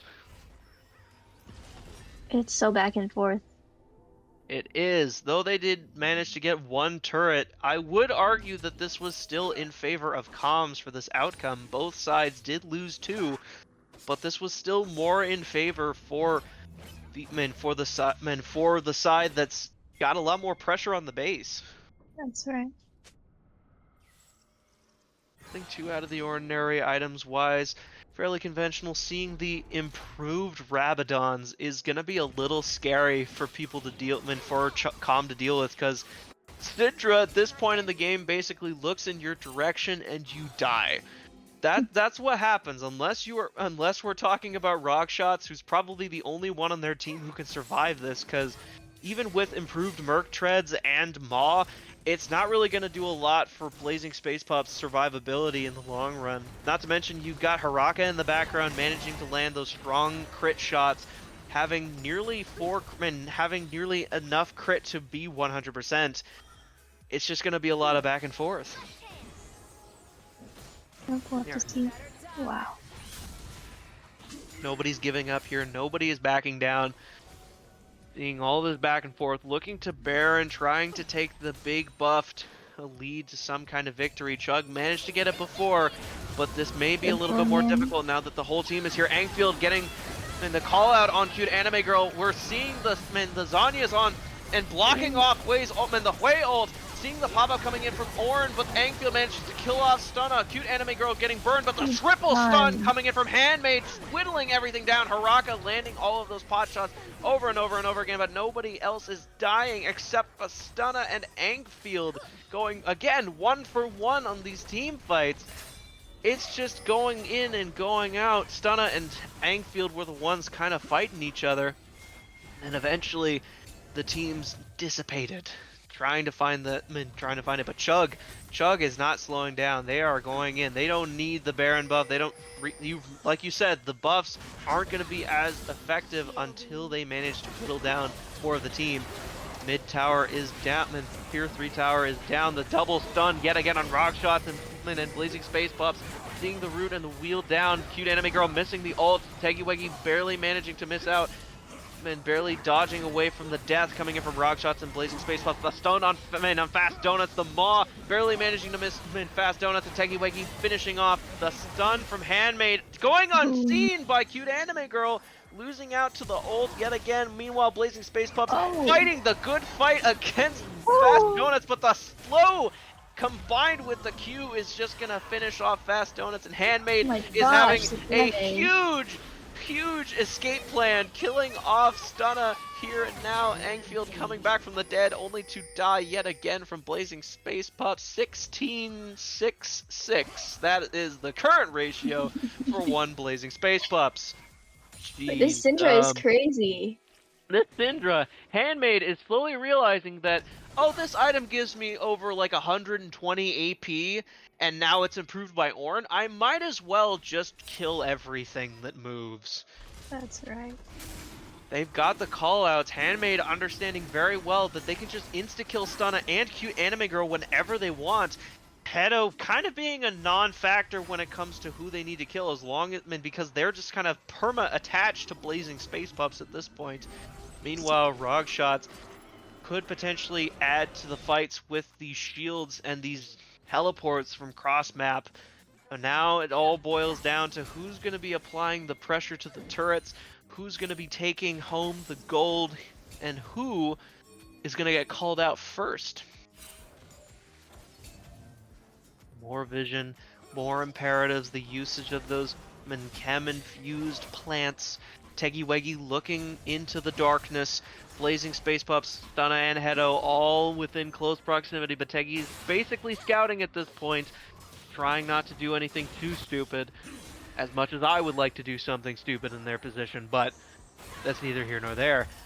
We are seeing Handmaid trying to go in for those stuns. The Q shots coming in from Hedo. Give me a lot of back and forth. Angfield going in on Stunna, lacking yet again, but the shield in from Shen is not going to be enough. Is it going to be another corpse pile situation? Blazing Space Pulse getting knocked back and spat on. The double knockout coming in from Ornald. Handmaid whittling down with Storm Surge. Just whittling in, Hedo running for dear life while Rockshot is getting picked apart by Haraka. The long range, there is no way to escape. That is an ace coming in from Angfield, reversing this situation. Not managing to win, I don't believe outright, due to the waves and how they are positioned, but they sure as hell can make this more difficult for Comms to come back. Not quite the end yet, but we're getting there. Not quite, not quite. We did think that this might go to 45-minute double games, and it seems like CHUG is trying to make that happen. Perhaps they could just win right here, right now, getting both turrets down, and Stunna is left in stunned silence as CHUG manages to win round 2. Releasing a game 3. We are now going to be going to a game 3 on the side of CHUG and Com, both having one win under their belt. It seems the tilting could not stop CHUG from managing to swing that around. As long as you don't forfeit, you have a better chance of winning. You're so right. Oh, that's a good one. And with that excitement being said, I believe it is time for us to take a quick break. We'll catch you later. Don't go anywhere.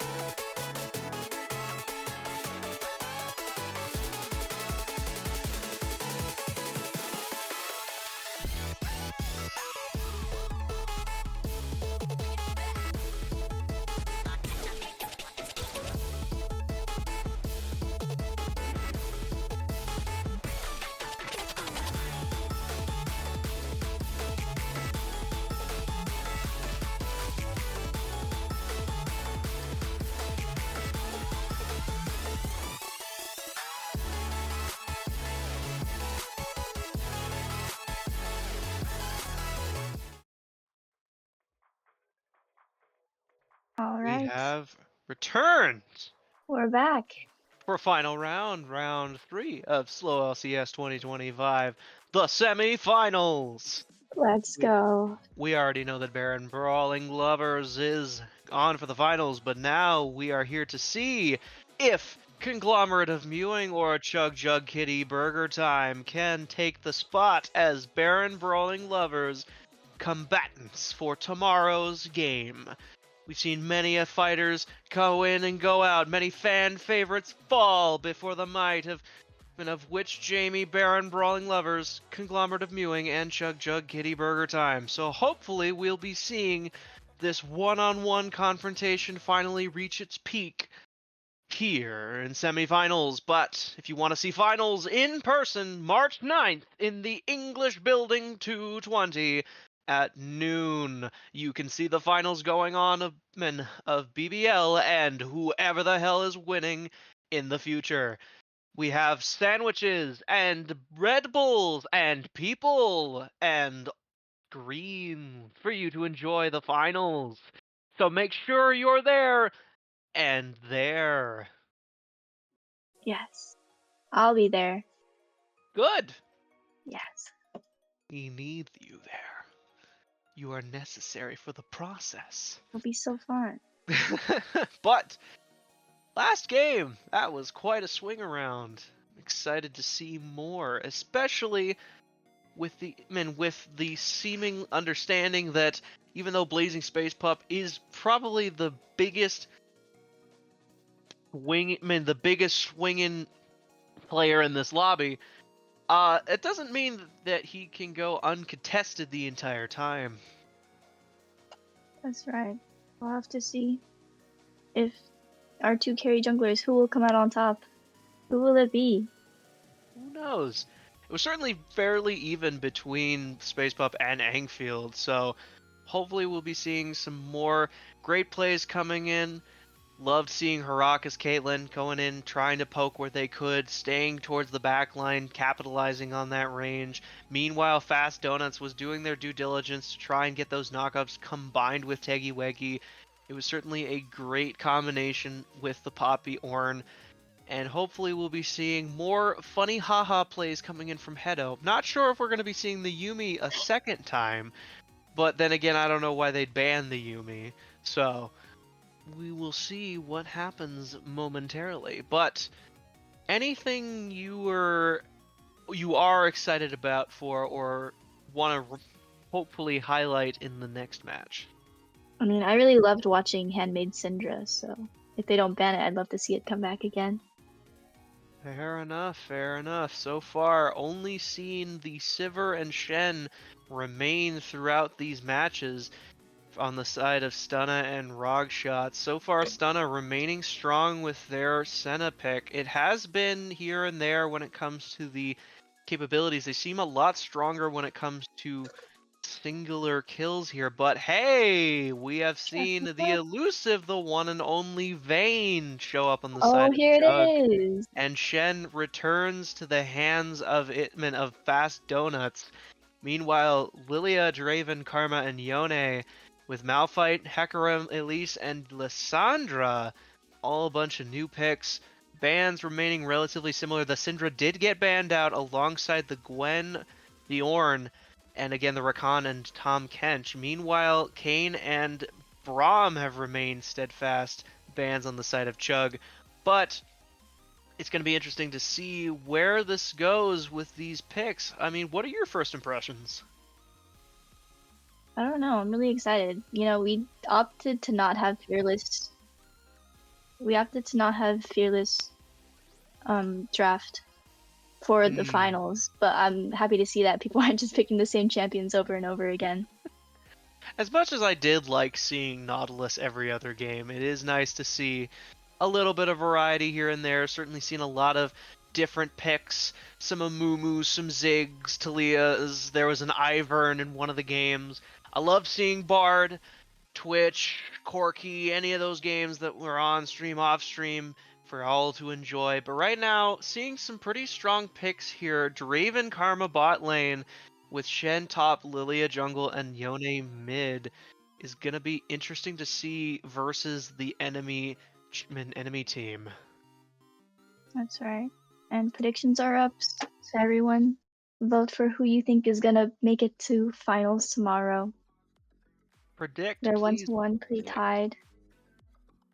I am interested to see who is the support in this situation, because as much as I have seen Lissandra be used as support, Elise isn't out of the running for support. Oh wait, it is Elise. I'm sorry. Yeah, it I'm should be completely Elise. blind. Sorry, you see the glasses. I am. And I am looking at these picks. Seems like it's going to be interesting. The battle of the speed demons in the jungle is going to be very fun for all to watch. Yeah. Meanwhile, Vayne versus Draven is going to be a battle of whose ego can win the day, especially with their ults potentially being a big player in the team fights. Meanwhile, the Karma and Elise are going to be the two supports that are just going to be hoping their skill shots land and pressuring the enemy team with CC or with huge splash damage. Meanwhile, the Yone pick is going to be interesting to see if Cute Anime Girl is going to make that big leap in strength.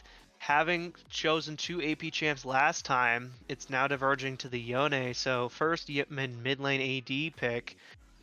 I'm hoping for the best for both sides. Yeah, I agree.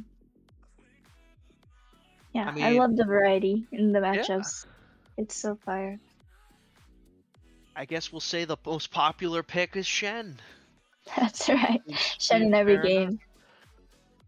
game. Shen gaming for life, it would appear, but hopefully we'll see who manages to land first blood, get those feats of those Warpman feats of strength, trying to take whatever they can early on, applying pressure from jungle, the going in for a little bit of bowling from Lilia or the slam downs from Hecarim. Wondering if Vayne is going to be as much of an AD carry as everyone fears she is. And in the end, I'm just hoping to see these unique picks delight and excite everyone here today.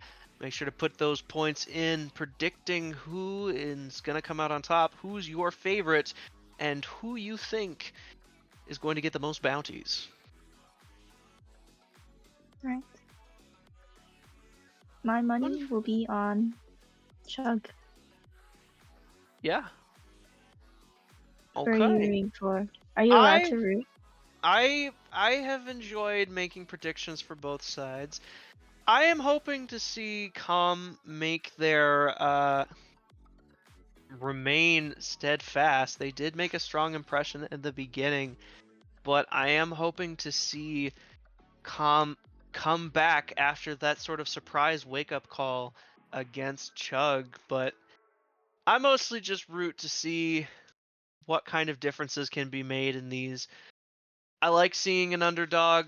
Not saying either side are really underdogs. I am more or less interested to see who's going to be able to remain MVP. Because so far, I would argue that Blazing Space Pup has kind of remained at the peak of this whole thing, with others being Handmade and Teggy Weggy. Thoughts? So sorry, could you repeat that? I was thinking that in terms of MVPs or players that I think are just doing really well, I'm liking what I see from Blazing Space Pups as well as Haraka, but I'm thinking that Hedo I'm liking what I'm seeing from Blazing Space Pups and from Stunna, but I'm also thinking that Teggy Weggy and Engfield are also two big players to be watching out for in this matchup. No, I agree. Everyone seems really strong in their own ways. And everyone has their own chance to shine in each of these games. True, very true. Although, as I am looking at things now, it does seem like Chug has a lot more instigating CC, mostly with the side of double ults coming in from Engfield and Fast Donuts, and Teggy Weggy and Haraka having those abilities to just kind of push back their targets. Engman Handmade potentially being able to hold people in place with her ult. Meanwhile, the likes of Blazing Space Pup having that sleep combined with something like Stunna or Cute Anime Girl could just mean death in a big team fight. So team fights are going to be pretty important here. Yeah, I agree. It'll be a lot of fun to watch all the ultis come out. True. Blazing Space Pup putting in vision, handmade looking, but not really trying to make it too many heavy impressions. Haraka and Tegiwegi watching out for jungle, any sort of crazy invades, but nothing seems to be popping up. Creepy little rose spider running around. Love seeing the different skins. Ah, Shamrock Malphite. Good to see you, buddy. Going up Yes. against Shen. Anyways, we are seeing first few instances of damage going in, going out. Stunna trying to make that impression, use the cocky energy of Draven to make his mark. Rog shots getting smacked down by Fast Donuts. Again, Shen is not really an instigating early champion. He can hit, he can survive, but that's the main thing you're going to have to watch out for, is if he taps into something like Heartsteel early on. But Cute Anime Girl, handmade, taking their time. Fast Donuts and Rog shots going back and forth as these tanks are one to do. Thinking Fast Donuts is just going to go for pure armor at this point. Not really too bad of a choice. May need to worry about getting maybe one bit of magic resistance for the Lilia and maybe for the Karma, but that's all for Fast Donuts to decide. Yeah, these teams are doing a pretty good job of not like going super heavy on the AD or AP, making it hard for the tanks to itemize properly. Yeah, that seems to be very much an early SLOLCS sign of trying to figure out your teams and understanding like matchups or anything that you should be privy to when it comes to characters and what you're best at. Because even though we here at SLOLCS love players, we love every kind of player, one-trick ponies aren't exactly going to have the funnest time when their That's pick right. is gone. Mhm. But yeah, hoping hoping to see a not 50-minute game here. But it's gonna be interesting. Back and forth going in from Hedo and Stunna. Haraka and Tegiwegi kind of getting pushed back a little bit. Meanwhile, Blazing Space Pup taking the scuttle. But we are seeing Cute Anime Girl helping out a little bit. The route going on to Tegiwegi. Meanwhile, Fast Donuts getting whittled down bit by bit. The slow going into Tegiwegi. Cute Anime Girl coming in to go in, but the stopped in, and he manages to flash over. But it's not going to be enough. The first blood going on to Stunna, making their first mark to finish off Tegiwegi and forcing out that flash. An unfortunate flash to be certain. Yeah, pushing a little too far up. You got the mid laner roaming. It's pretty easy to secure a kill in the bot lane there. Yone is certainly a strong pick. The tether that this like weird astral demon whatever tether just makes him very easy to kind of force out spacing, gets the extra, gets that movement speed, he gets those poke opportunities. It's going to be very difficult if CHUG can't anticipate, apply that vision, make sure that all angles are accounted for.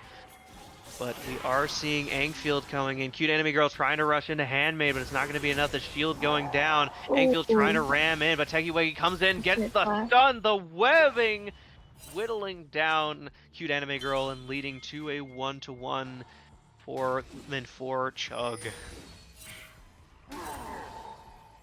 So feats of strength should be first 3 kills. I think they changed that from when they first added it. Yeah. First 3 kills, both sides Still have up that for grabs on both sides. That's right. This is a TP for sure. TP from Cute Anime Girl. That is a TP of life right there. Blazing Space Puff trying to do their best, but getting whittled down.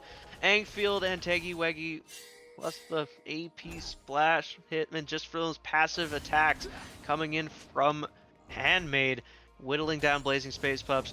Not the start that you want to see with Blazing Space Pups, but that doesn't mean that there isn't an opportunity to take off some more farming. Going in and looking at the difference, there is a 10 and a 10 CS difference for jungle. Slowly getting whittled down, but it's not down and out yet. No one is out yet. That's right. because you do get those 3 kills, you get that feat of strength, does not mean that we are counting out those objectives as well as the turret, because all you need to do is get 2 of those objectives out of the 3 in order to acquire your tier 3 boots, which may or may not have impacted the stats of of these games. I haven't been paying too much attention to the boots, but seems like they're pretty good. Yeah. Hogshot's getting pushed back by the thunderclaps coming in from Fast Donuts. Hopefully we'll be seeing some more pressure coming in from one side or the other. Meanwhile, Handmaid and Cute Anime Girl just kind of going back and forth, getting peppered by those shards of groovy ice, getting forced back and forth, getting the electrocute procs, forcing the hand away as Karma comes in to try and whittle down the Lysandra. Meanwhile, Rogshots getting pushed into the tower, taking those first set of grubs, leading more toward getting in for the feats of getting in for those feats that other feat of strength, which is the objectives. What's the other one called? Feats of The Warfare? other, Oh wait, it's I don't remember. I remember the names. I think it's feat of strength is the 3 initial kills. The feat of warfare is getting the turret, the first turret. And the other one is something with the objectives, like getting enough objectives. Right. Yeah, it's just, I've been paying attention to those. I'm not just mindlessly playing support. What are you saying? Seeing the rush down from Angfield, the pop-up coming in from Cute Anime Girl, forcing it, the stun going off, but the shield coming in from Rogshots, Tegiweki managing to split away. The ult seemingly lost out. Double ult seemingly kind of pushed aside from worrying that Angfield was going to pressure them a bit too hard. Tegiweki and those the spider silk is going to be a big, it's going to hurt a lot more than you think. The simple stun that may be a little bit hard to detect in a big crazy team fight is going to mean a lot. But now, seeing Fast Donuts and Rogshots, the Battle of the Titans just upstairs, having their little duel on the island. Occasionally, bits and pieces coming in. Angfield pressuring Cute Anime Girl. Tegiweki going in there. The 3v1 whittling down. The feat of warfare going to Tegiweki. Meanwhile, Ocean Drake will be claimed by Calm. On the side of Calm, Blazing Space Puff, seeing the stun going on Hedo, Tegiweki, and oh my god! The triple sweep is just not going to be enough. Stunna trying to whittle down with the ult, but Fast Donuts just goes in for the slap of the ult, the full Malphite special, and that is going to be, that's going to be some kills on the side of CHUG. Wow, it's very different from the last 2 games we've watched. This time the early lead has gone to CHUG. The early lead has gone to CHUG. Cute Anime Girl wanting to get some revenge on Handmaid. Trying to proc those slicing and dicing here and there. Hopefully we'll be seeing some more pressure coming in. Blazing Space Pups not really getting the start that they've wanted and they've had before. Meanwhile, Angfield is capitalizing on Cute Anime Girls twice so far. So hopefully we'll be hopefully they'll be talking to each other, communicating, understanding where some of these openings are coming from and how to patch them up. Rogshots and Fast Donuts, just 2 men striving for one another. The teleports, men upgrading, and seeing the vision fights going between Hedo and Tegiweki. Seeing the oracles on all those bits and pieces. Still hoping to see Stunna make that impression they were hoping for. I know we were talking about Haraka making a big comeback with their Vayne ADC. I'm hoping to see some more craziness coming out. It seems like Tegiweki's roaming has benefited a lot. I mean, if we can compare the 3 games, the Poppy and the Bard had some solid roaming picks, and it doesn't seem like that's going to be stopping anytime soon. So I'd be careful if I was Cute Anime Girl. Yeah, that's why. And make sure you ward the bush. Stunna landing those shots. The empowered Q managing to get him to land on for Hedo. Haraka getting whittled down bit by bit. Meanwhile, holding on to the Reaper Scythe is the Scythe is gonna help heal them back up a little bit as they're going for Borks first. Meanwhile, Angfield and Blazing Space Pub having the battle of the quadrupeds, going back and forth with their big sticks, battering around. It's the battle of the quadrupeds, battering around their big sticks, trying to see their big ol' slices and dice. The double sleep coming in, and the double knock up coming in from Cute Anime Girl.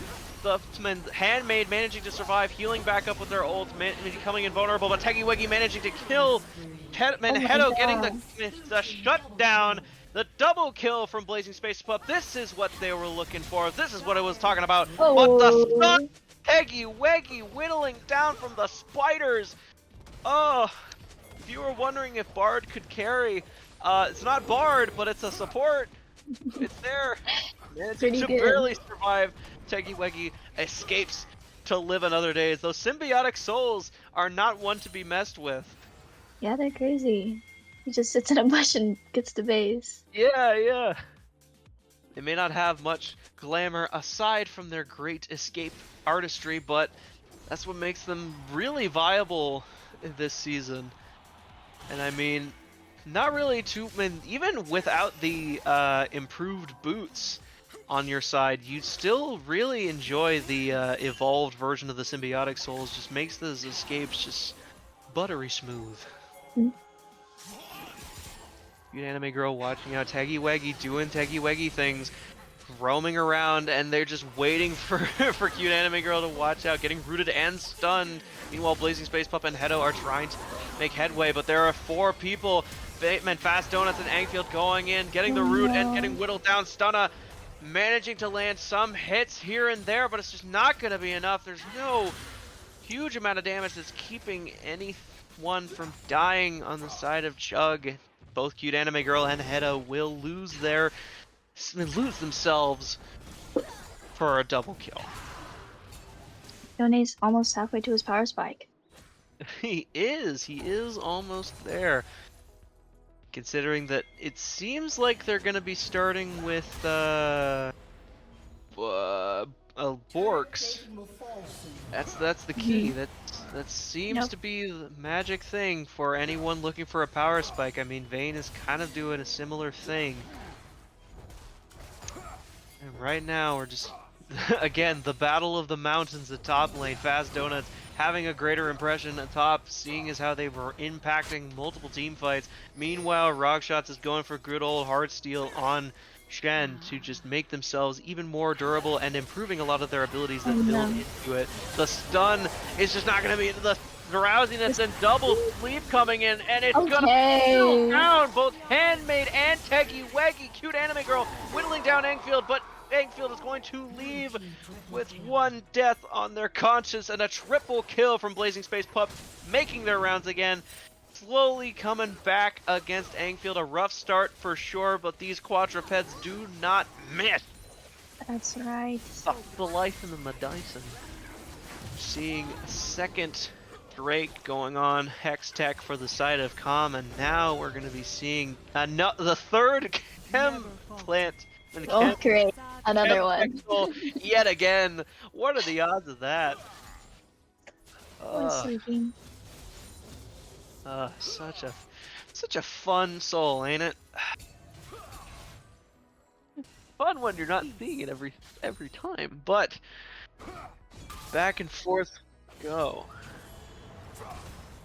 At this point now, we are hoping to see first tower be taken, but who is going to have it? It seems like none of the sides are too pressured outside of bot lane. Stunna and Hedo do have a little bit more leeway with how much they've chunked the tower, but it's now a matter of who's going to be applying more pressure. There is a bit of a difference here, a 1k difference big shout to Teggy Weggy, as well as there being a greater goal difference between the junglers at this point. The comeback from Blazing Space Pup getting the double and the triple kill in 2 separate team fights, helping out their gold and leading them to another bounty. Meanwhile, mid lane leaning more towards Handmaid. Cute Anime Girl not having a great time, but getting that 10 death power spike is going to mean so much, we promise. And Stunna showing off that they are, even with 1 death, they are still farming a lot better than Haraka, leading them to a greater gold difference of around 800. So it seems like there is a decent distance of gold here, but just because there is that like 1k of difference doesn't mean that neither side is gonna have too much struggle here. Seems like mid lane does seem to be struggling in the kill department, although both sides, and both Handmaid and Cute Anime Girl, have impacted a lot of assists in these team fights. Meanwhile, we are seeing the attempted sway of Rift Herald here. Hopefully we'll be seeing this big old team fight. Hedo managing to splash onto Teggy landing 2 solid hits, leaving them at half. Blazing Space Pup trying to force the Rift Herald out of the pit, trying to get them involved in this fight, maybe get some backhands from big old Shelly. But Teggy and Blazeman and Fast Donuts kind of being forced into not great situations here. Handmaid and Teggy instead taking their opportunity alongside Haraka to pressure mid tower to try and get those feeds. Stunna, Cute Anime Girl, and Rock Shots just trying to keep up that pressure, poking where they can. There isn't really too much poke to be had outside of Hedo and Blazing Space Pup with the empowered Q and the Boltman and the Bowling Ball. Meanwhile, Stunna just trying to apply pressure.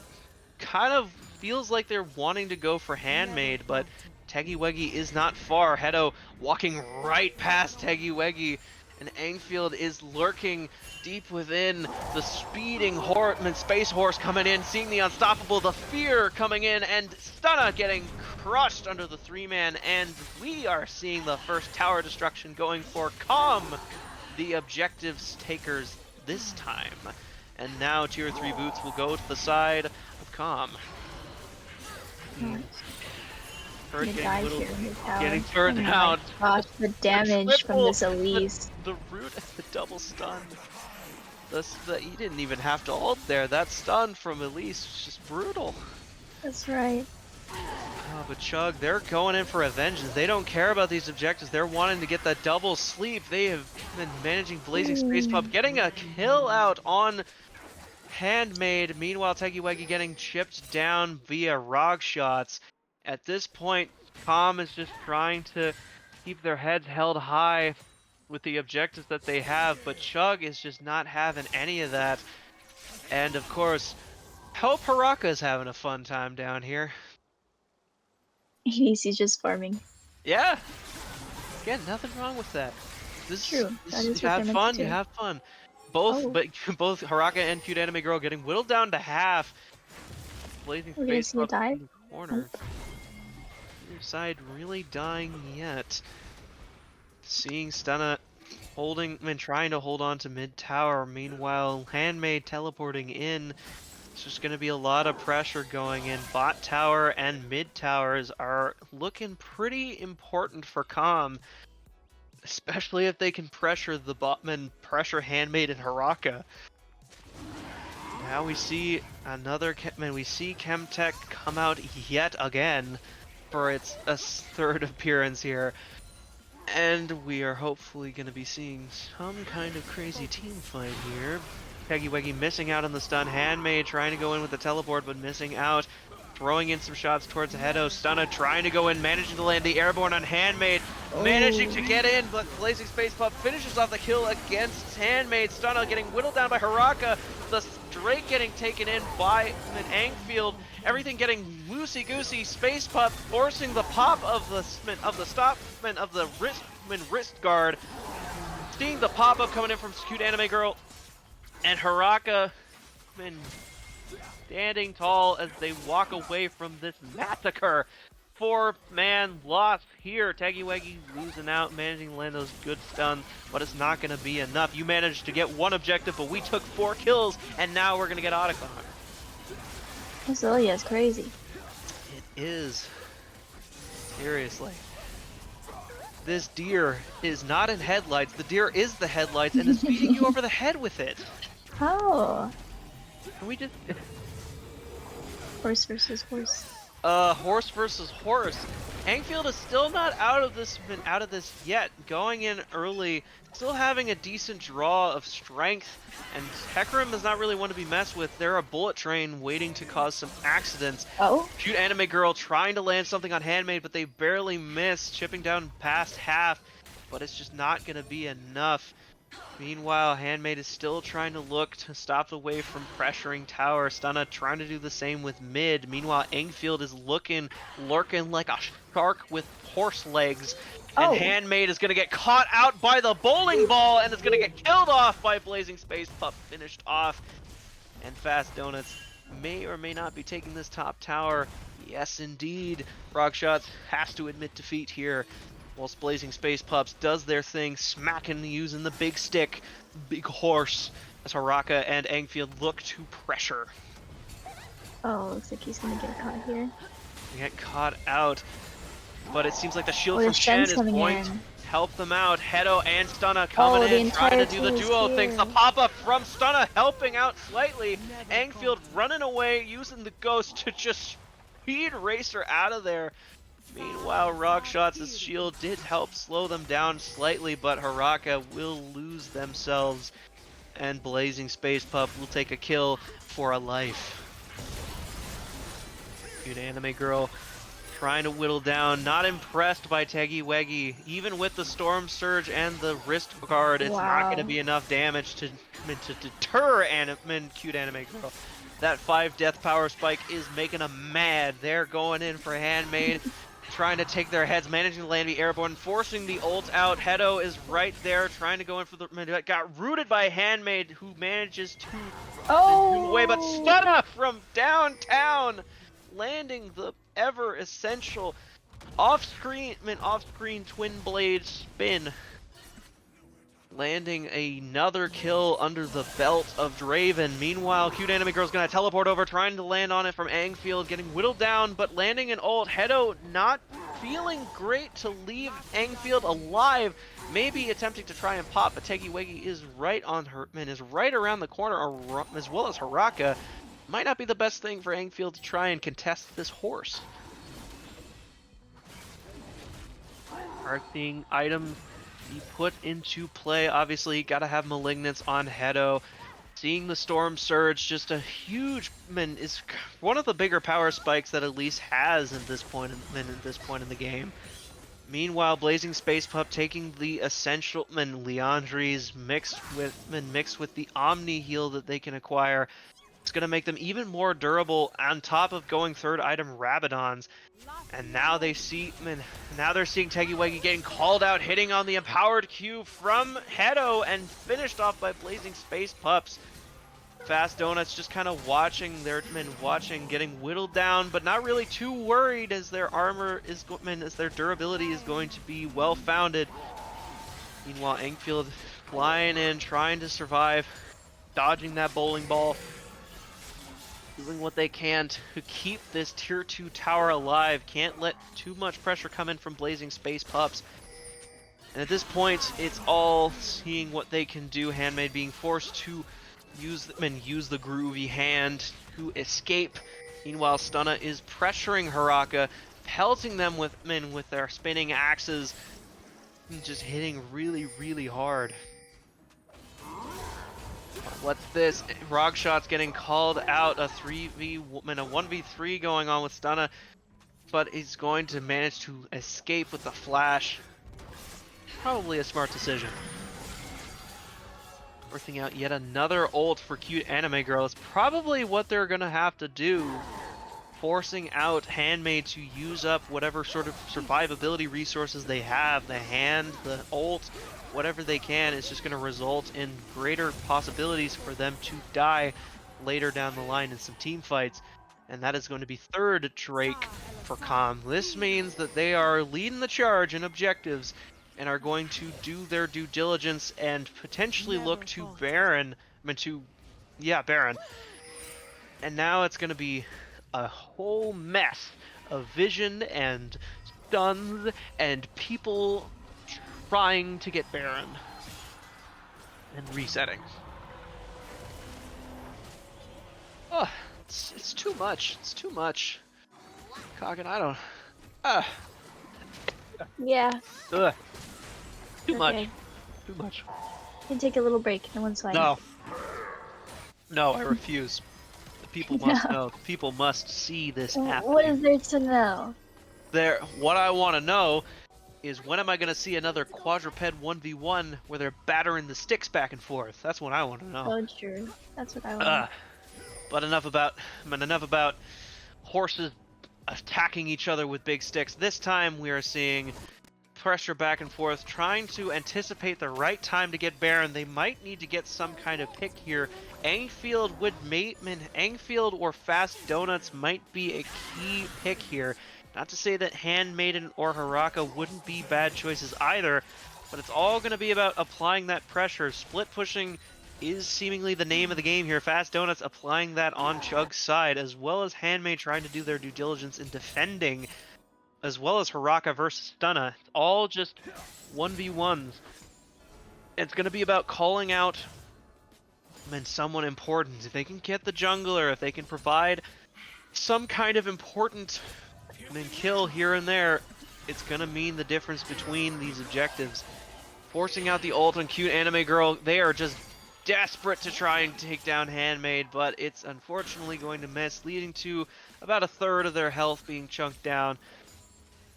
Bowling ball getting chucked from Space Pup.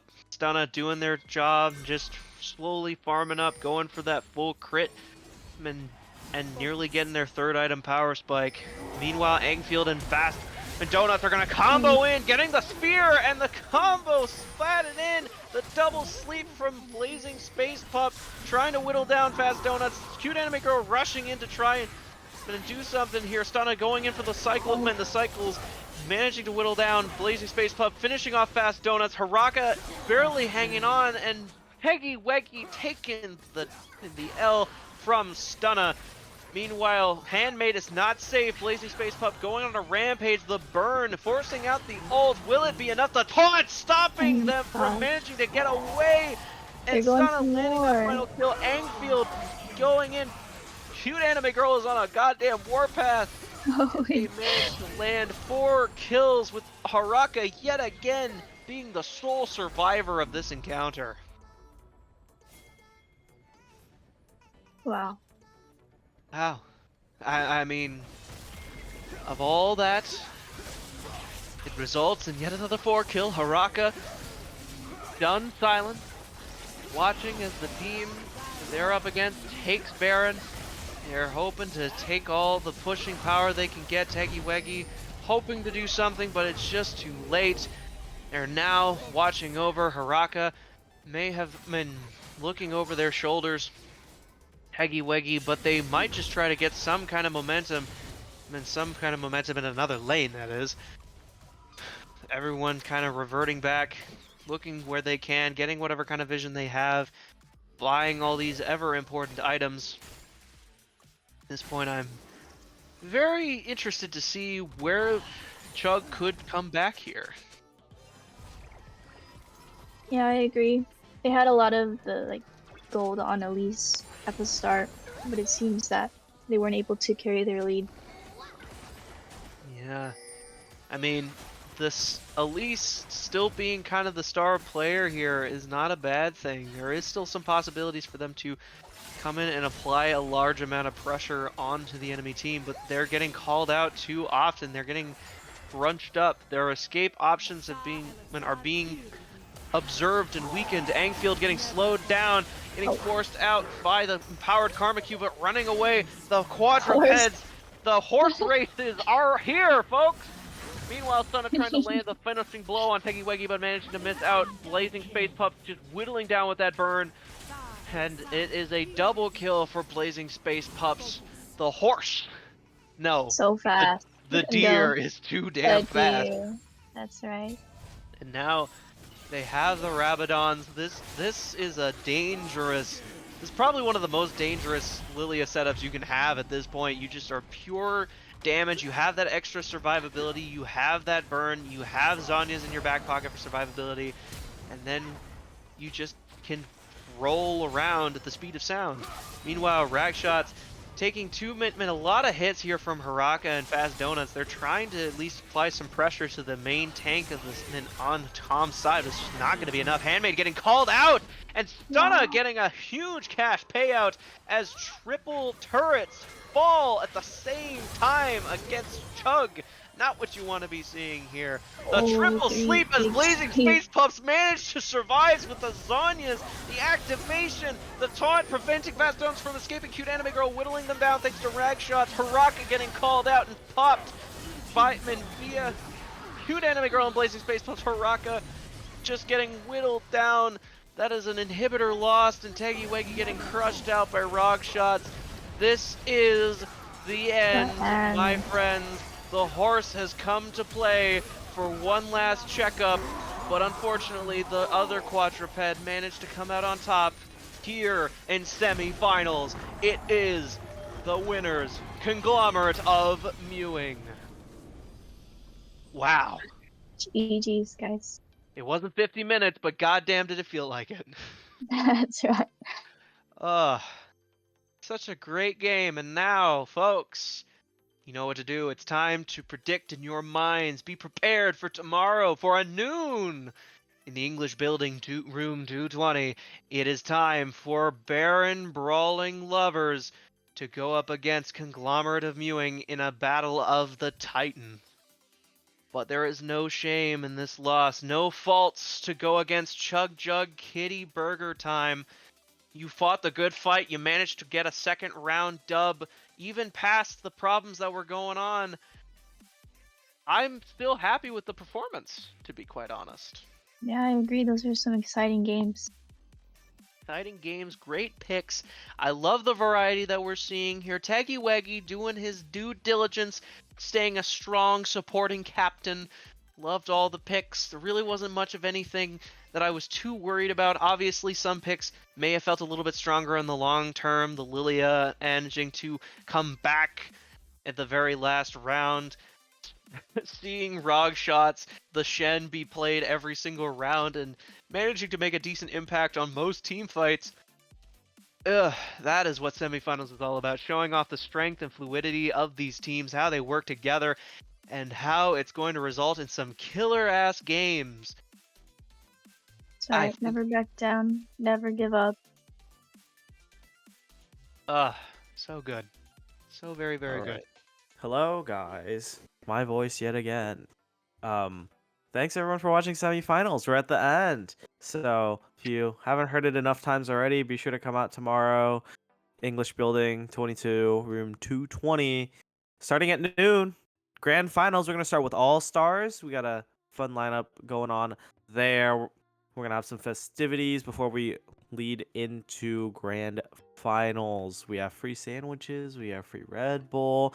It's gonna be awesome. And then if you're unable to join us in person, we'll still stream everything right here, twitch.tv/Cal Poly Esports. And on top of that, we will have a little social afterwards at Woodstocks. Shout out Woodstocks.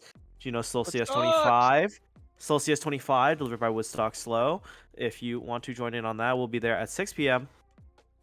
if you are unable to join us for any of the earlier festivities. But congratulations, we made it from 11 teams to only 2. COM versus BBL, the last 2 teams remaining in SLOLCS 2025. You don't want to miss any of this action. Thanks to Gusto and Kalkin here, filling in on the casting today. And I mean, yeah, have a great rest of your day, everyone. I hope to see you here tomorrow, because I'll be there, and if you're not there, I'm going to be very sad and very disappointed. So I've been Gusto. This has been Kalkin. Thank you for the broadcast. Thank you all for watching, and we'll hopefully see you at the finals. Let's go. Thank you. good night.